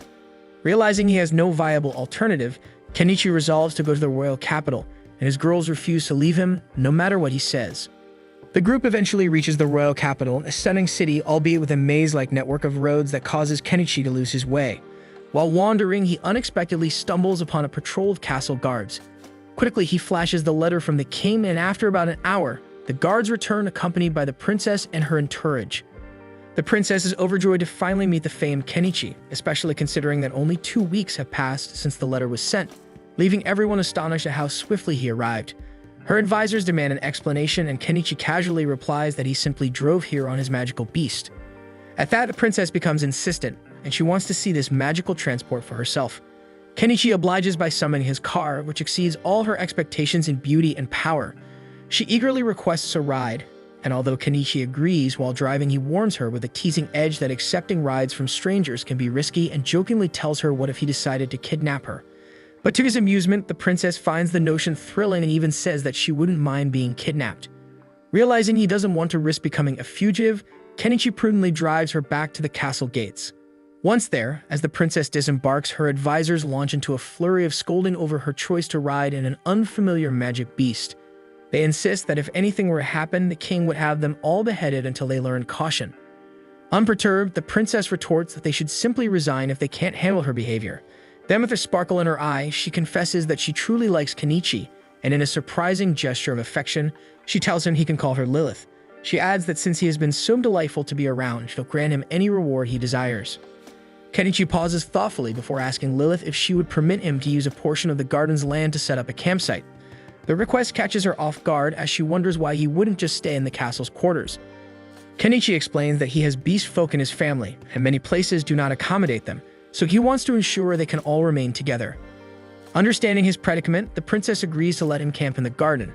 And since Kenichi arrived early, it appears that he might have to wait up to a month before he can secure a formal audience with the king. Then we see that Kenichi and his group are escorted to the designated section of the garden where they plan to set up their new dwelling. As soon as Kenichi summons his house, Lilith lights up with excitement and dashes inside to explore every nook and cranny. Kenichi follows shortly after, trying to persuade her to come out, but Lilith, her eyes sparkling with determination, insists she wants to stay there permanently. Her advisors immediately caution her that she's overstepping, and Kenichi, ever the pragmatist, asks if she's truly sure about this decision. After all, he doesn't have much in the way of lavish hospitality to offer. Still, Lilith is perfectly content with merely being there, so Kenichi resolves not to interfere. He continues setting up the house, even placing a second room. With most of the house built, the only remaining task is to create a bathroom. Kenichi summons his trusty backhoe and prepares to begin digging when unexpectedly Lilith climbs into the machine and perches on his lap. Having heard countless tales about the backhoe's inner workings, she wants a front row seat to witness it in action. Seeing no harm in her curiosity, Kenichi proceeds with his work. Once he finishes, he carefully carries the princess out of the backhoe. However, as soon as she emerges, a knight in the princess's service draws his sword and shouts at Kenichi for his casual handling of her. The knight then lunges at him with lethal intent. Quick on his feet, Kenichi conjures a shield to block the attack and pulls out a crossbow in retaliation. The knight retreats momentarily to dodge the crossbow bolt, but Anemone, who refuses to let anyone harm Kenichi, launches a fiery attack at the assailant. The royal mage intervenes, blocking the fireball, just as Anemone readies herself to fire another. Before she can, however, Lilith steps in between, insisting that the fighting stop. Impressed by Anemone's youthful prowess and magic, Lilith formally introduces herself to her and inquires about the other spells she can cast. With a shy face, Anemone reveals that she's also mastered explosion magic, a feat so impressive that had she unleashed it, the knight and all of them would have been reduced to nothing more than pink dust. Later that evening, Kenichi begins preparing dinner, and the princess is instantly captivated by the delicious aroma wafting from the kitchen. However, she's puzzled by the unfamiliar white substance on her plate. Kenichi explains that it's called rice, and if she isn't comfortable with it, he could easily serve her some bread instead. But she insists she prefers the rice. Once the meal is ready, Kenichi serves Lilith a generous helping of rice and curry, and she devours it with unbridled delight. Curious, she asks if it's common for ordinary folk to enjoy such delectable fare, explaining that she's never tasted anything like it before. Kenichi sighs and explains that spices are nearly impossible for commoners to obtain because the Spice Syndicate keeps hiking up the prices. Lilith, well aware of the Spice Syndicate's long-standing nuisance, then inquires if Kenichi knows exactly which spices were used to craft the dish. Unfortunately, Kenichi admits he isn't the one who prepared it, though he offers to give her a can of those spices so she can try to replicate the flavor herself. Taking that as a challenge, the princess eagerly decides to experiment with the spice blend. Meanwhile, she finds herself particularly fond of the spoon and plate Kenichi provided, and she asks if she can purchase them. Kenichi agrees, but first he wants to confer with Primula. He explains that under normal circumstances, he would sell the plate for 20 gold and the spoon for 10 gold. However, since it's the princess buying, he figures he might set the price at 20 gold for each. Ultimately, he tells her it will cost 40 gold for one set, and Lilith is delighted by the bargain, so much so that she decides to buy 10 sets. Kenichi happily supplies the exquisite dinnerware, and Lilith is pleasantly surprised. She had almost doubted his claim to be a legitimate merchant. Now that she's convinced of his trade skills, she casually asks if he happens to have any black market items available. Kenichi neither confirms nor denies, and he will not give her anything illicit. Meanwhile, as Kenichi and Lilith converse, Anemone begins to feel a twinge of jealousy over the closeness between him and the princess. Lilith, however, is puzzled by Anemone's reaction, having assumed that Anemone was Kenichi's daughter. Although Kenichi does consider Anemone as his own, he makes it clear that they share no blood relation. Later that night, Kenichi allows Lilith to take a long, relaxing bath while he deliberately stays far away. He's not about to risk getting pulled into another messy situation. Not wanting to share a room with the princess either, he lets Primula and Anemone remain inside with Lilith, while he camps out with Nyamina and Maeli. However, during the night, both Nyamina and Maeli suddenly spring up, their senses alerting them to something unusual lurking nearby. The next morning, Kenichi rises bright and early, and a few minutes later, Lilith follows suit, summoning her maids to dress her so she can start her day. Over the following days, Lilith keeps asking Kenichi for favors, one of which is to resolve the rat infestation in the castle. Taking her requests seriously, Kenichi heads down into the tunnels armed with a metric ton of rat poison, successfully exterminating over 1,000 rats in one go. On another day, Lilith organizes an auction for the giant spider corpse stored in Kenichi's item box. Later, she even challenges Kenichi to stage a fake kidnapping to test if he can actually get away with it. Rising to the challenge, Kenichi grabs her and scales the castle walls, proving that he could easily abscond with her if he so wished. The following day, wanting to do something nice for Kenichi, Lilith presents him with a curry her chefs have prepared. Although it appears green, its taste is amazing, prompting Kenichi to compliment the chefs for perfectly recreating the elusive curry spice. Suddenly, Lilith inquires if Kenichi has any food in his item box that her chefs wouldn't be able to replicate. Taking that as a challenge, she produces a box of luxury chocolates. The princess tastes a piece and is astonished by its exquisite sweetness. She can passes a piece to her head chef, who admits in awe that with his current skills, he could never recreate such a delicacy. The next day, as Lilith finishes her duties, she eagerly goes out to meet Kenichi. Over dinner, both Nayamina and Miley mention that they sense something strange out there again, and all the maids seem on edge. Lilith then explains that rumors have been circulating about the castle being haunted after all countless souls had died protecting the royal family, and many of them surely harbored grudges even after passing on, so it stood to reason that a few restless spirits would still be roaming the halls. The maids are visibly terrified by the lingering presence of ghosts, so they urgently beg Lilith to have Kenichi expel the spirits from the castle. Although Lilith herself remains indifferent to these apparitions, she understands her maid's distress and asks Kenichi if he knows how to banish one. Kenichi agrees to take action, but only on the condition that Nayamina and Meili, the only ones sensitive enough to detect the ghost, be allowed to accompany him into the castle. Lilith consents to his terms, though Kenichi still finds himself uncertain about how to combat a ghost in the first place. After some searching in his online market, Kenichi purchases a sprayer and fills it with holy water. As they traverse the castle's long, echoing halls, Nayamina and Meili suddenly point toward a shadowy corner, insisting they sense something amiss. Kenichi sprays the area liberally with the holy water, and the girls quickly confirm that the ghostly presence has vanished.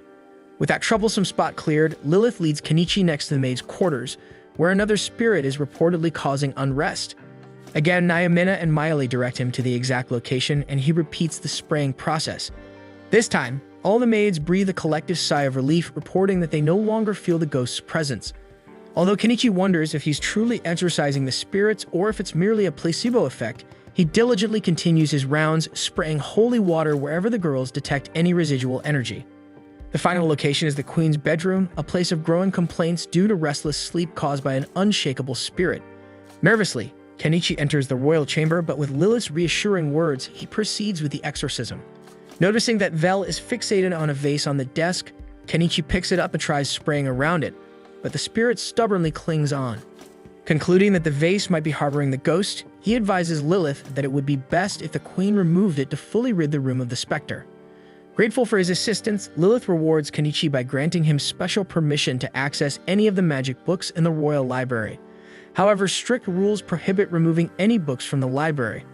Not one to be deterred, Kenichi decides to pirate the knowledge instead. He sets up a photocopier and begins scanning every page of the coveted tomes, determined that soon they'll have the contents of these books at their fingertips. After 4.5 hours of hard work, they've managed to copy around 35 books, ensuring that he and his allies can study them later. It's become late, so Kenichi and Anemone finally leave the library. When they step outside, they run into a maid whose job is to ensure no one has filched any of the incredibly valuable books. She meticulously checks every shelf, finds everything intact, and then grudgingly allows them to pass.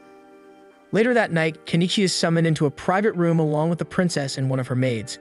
The princess, with a playful glint in her eye, boldly asserts that women like the maid Malin are clearly Kenichi's type, and therefore as his reward, he may do as he pleases with her. Kenichi admits that Malin is indeed his type but initially refuses, insisting that he is already married to Primula. Lilith is surprised by Kenichi's honesty to his wife because she's heard that some nobles love using magic devices to tease their partners, and she presses him further, questioning whether he truly has anything hidden in his item box. Finally, Kenichi confesses and even purchases a more daring outfit for Malin. Then when Malin urges him to take it slow, he approaches her, and amid a flurry of excited screams, it becomes clear that Kenichi has sealed yet another deal with Lilith. After that eventful day, the time finally comes for Kenichi to meet with the king, and the group is promptly guided to the designated meeting place. Afterward, Kenichi steps into the audience hall, only to find a crowd of nobles already gathered, something he clearly didn't expect. Around the room, whispers and judgmental glances start spreading, and it's obvious many of them aren't pleased about beast folk being allowed into such a formal space. Kenichi and his family lower themselves in a respectful bow before the royal presence and one of the king's attendants informs him that he'll be facing an opponent right now in front of His Majesty. His challenger is none other than Melissa, the royal capital's new prodigy, and with that, Kenichi understands exactly why the nobles are swarming this place. Melissa scoffs, saying she didn't imagine her opponent would be some old man when she heard rumors of a powerful frontier mage. She also mocks him for dragging his entire family into the situation, calling it a reckless decision. Then, without wasting time, she summons a lesser dragon, while Kenichi responds by calling forth his excavator. Melissa looks a little surprised, but quickly comments that while his beast may be bigger, it doesn't seem impressive at all. The dragon then launches a breath of fire toward Kenichi's group. They manage to hold their ground through the blast, but some nobles seated closer to the floor aren't as lucky because they're hit directly. Kenichi pauses, wondering if anyone's going to react, but the rest of the nobles barely flinch. They just laugh it off, entertained by the chaos, so the whole thing feels wrong to him. Miley and Nyamena fire off their arrows, but the dragon's scales shove them off with ease. Kenichi follows up with a direct assault using the excavator. He manages to hurl the dragon across the chamber, but still can't land a solid finishing strike. Right after that, Anemone casts her explosion spell, but even that doesn't do enough damage, so Kenichi realizes the dragon's magic resistance is way beyond what they dealt with fighting the cave spider. The dragon counters, crashing into the excavator and sending it sliding uncontrollably. It prepares another blast of fire. Kenichi wants to dodge, but the machine won't stop skidding. But just before impact, Anemone casts high protection, shielding everyone from the flames. People watching are stunned that she can pull off high protection too. Miley and Nyamena then manage to land precise shots in both of the dragon's eyes. Blinded and furious, the creature begins thrashing wildly, launching fire breath in random directions. It barrels into the excavator instinctively, trying to destroy it. The nobles watching from above assume this is the end, and a few even seem disappointed, like they were hoping to see Kenichi burned alive. But Anemone isn't done yet, so she calmly pulls out a golem core she crafted herself and begins forming a golem on the spot. The nobles are visibly shocked to witness a commoner's child unleashing such high-level magic, but despite her effort, she only manages to form the golem's arm. They laugh mockingly at the result, but the damn single arm grabs the dragon and hurls it into the seating area, crashing onto several nobles. Even that doesn't bring the creature down completely, and Kenichi steps in to land the decisive strike using his excavator. The battle ends in their victory, but Kenichi quickly notices that Anemone is bleeding, clearly the result of pushing her magic too far, and that shit makes anger flares inside him. Grabbing a megaphone, he thanks the king for the invitation, but then without holding back, he declares that he's furious after seeing his family's lives placed at risk. So he announces that he's going to unleash his summoned beast to bring the entire audience chamber crumbling down, and once it's done, he'll escape this place, and along with it, drag the whole nation into ruin. The nobles are convinced he's bluffing, thinking he's let his ego get to his head. But Kenichi, snapping out of the heat of the moment, realizes what he's just said. Turning to Primula, he apologizes for his reckless outburst and for dragging everyone into danger because of it. But Primula, calm and steady, tells him it's fine. She reminds him of her own words that wherever he goes, she's going too. She has no intention of backing away, and the others around her seem to share that resolve. Kenichi is touched by their loyalty, but he also points out that running now would destroy any chance they have at living peacefully again. Worse, it could cause serious problems for Mallow and everyone involved with their trading business. But Primula doesn't waver. She assures him that even if the worst happens, no one will hold it against him. Right then, soldiers storm into the chamber, ready to take Kenichi and his companions by force. But before they can act, Lilith steps forward and stops them. She says she understands how Kenichi feels. Even if the ones watching are royalty, that doesn't give them the right to treat someone like a showpiece for their entertainment. She thinks his anger is justified, his family was endangered, and he had every right to be furious, but warns him that running away now would only destroy the peace he wants so badly. As tensions rise, the nobles begin turning their resentment toward him, but Lilith steps in with an alternative. Kenichi asks her what she means, and she tells him plainly he has to become hers. He immediately refuses, making it clear he has no interest in being turned into some royal toy. Lilith, unfazed, changes her tone and instead asks for a gift. Her birthday is coming up, and if his present is impressive enough, she might persuade her father to forgive this incident and issue a formal statement declaring that no grudges remain between them. Kenichi figures out that what Lilith really wants is something none of the nobles present could ever hope to offer. She then hints that ordinary jewelry won't impress her, saying it'll take more than that to catch her interest. Kenichi understands she's challenging him outright, and he's more than willing to meet that challenge. He decides to give her a piece of jewelry, but the problem is he's not sure what would be good enough. Primula tells him not to stress about it. She reminds him that everything he crafts is high quality, but the most striking thing about his work is how every item he makes carries the same signature form.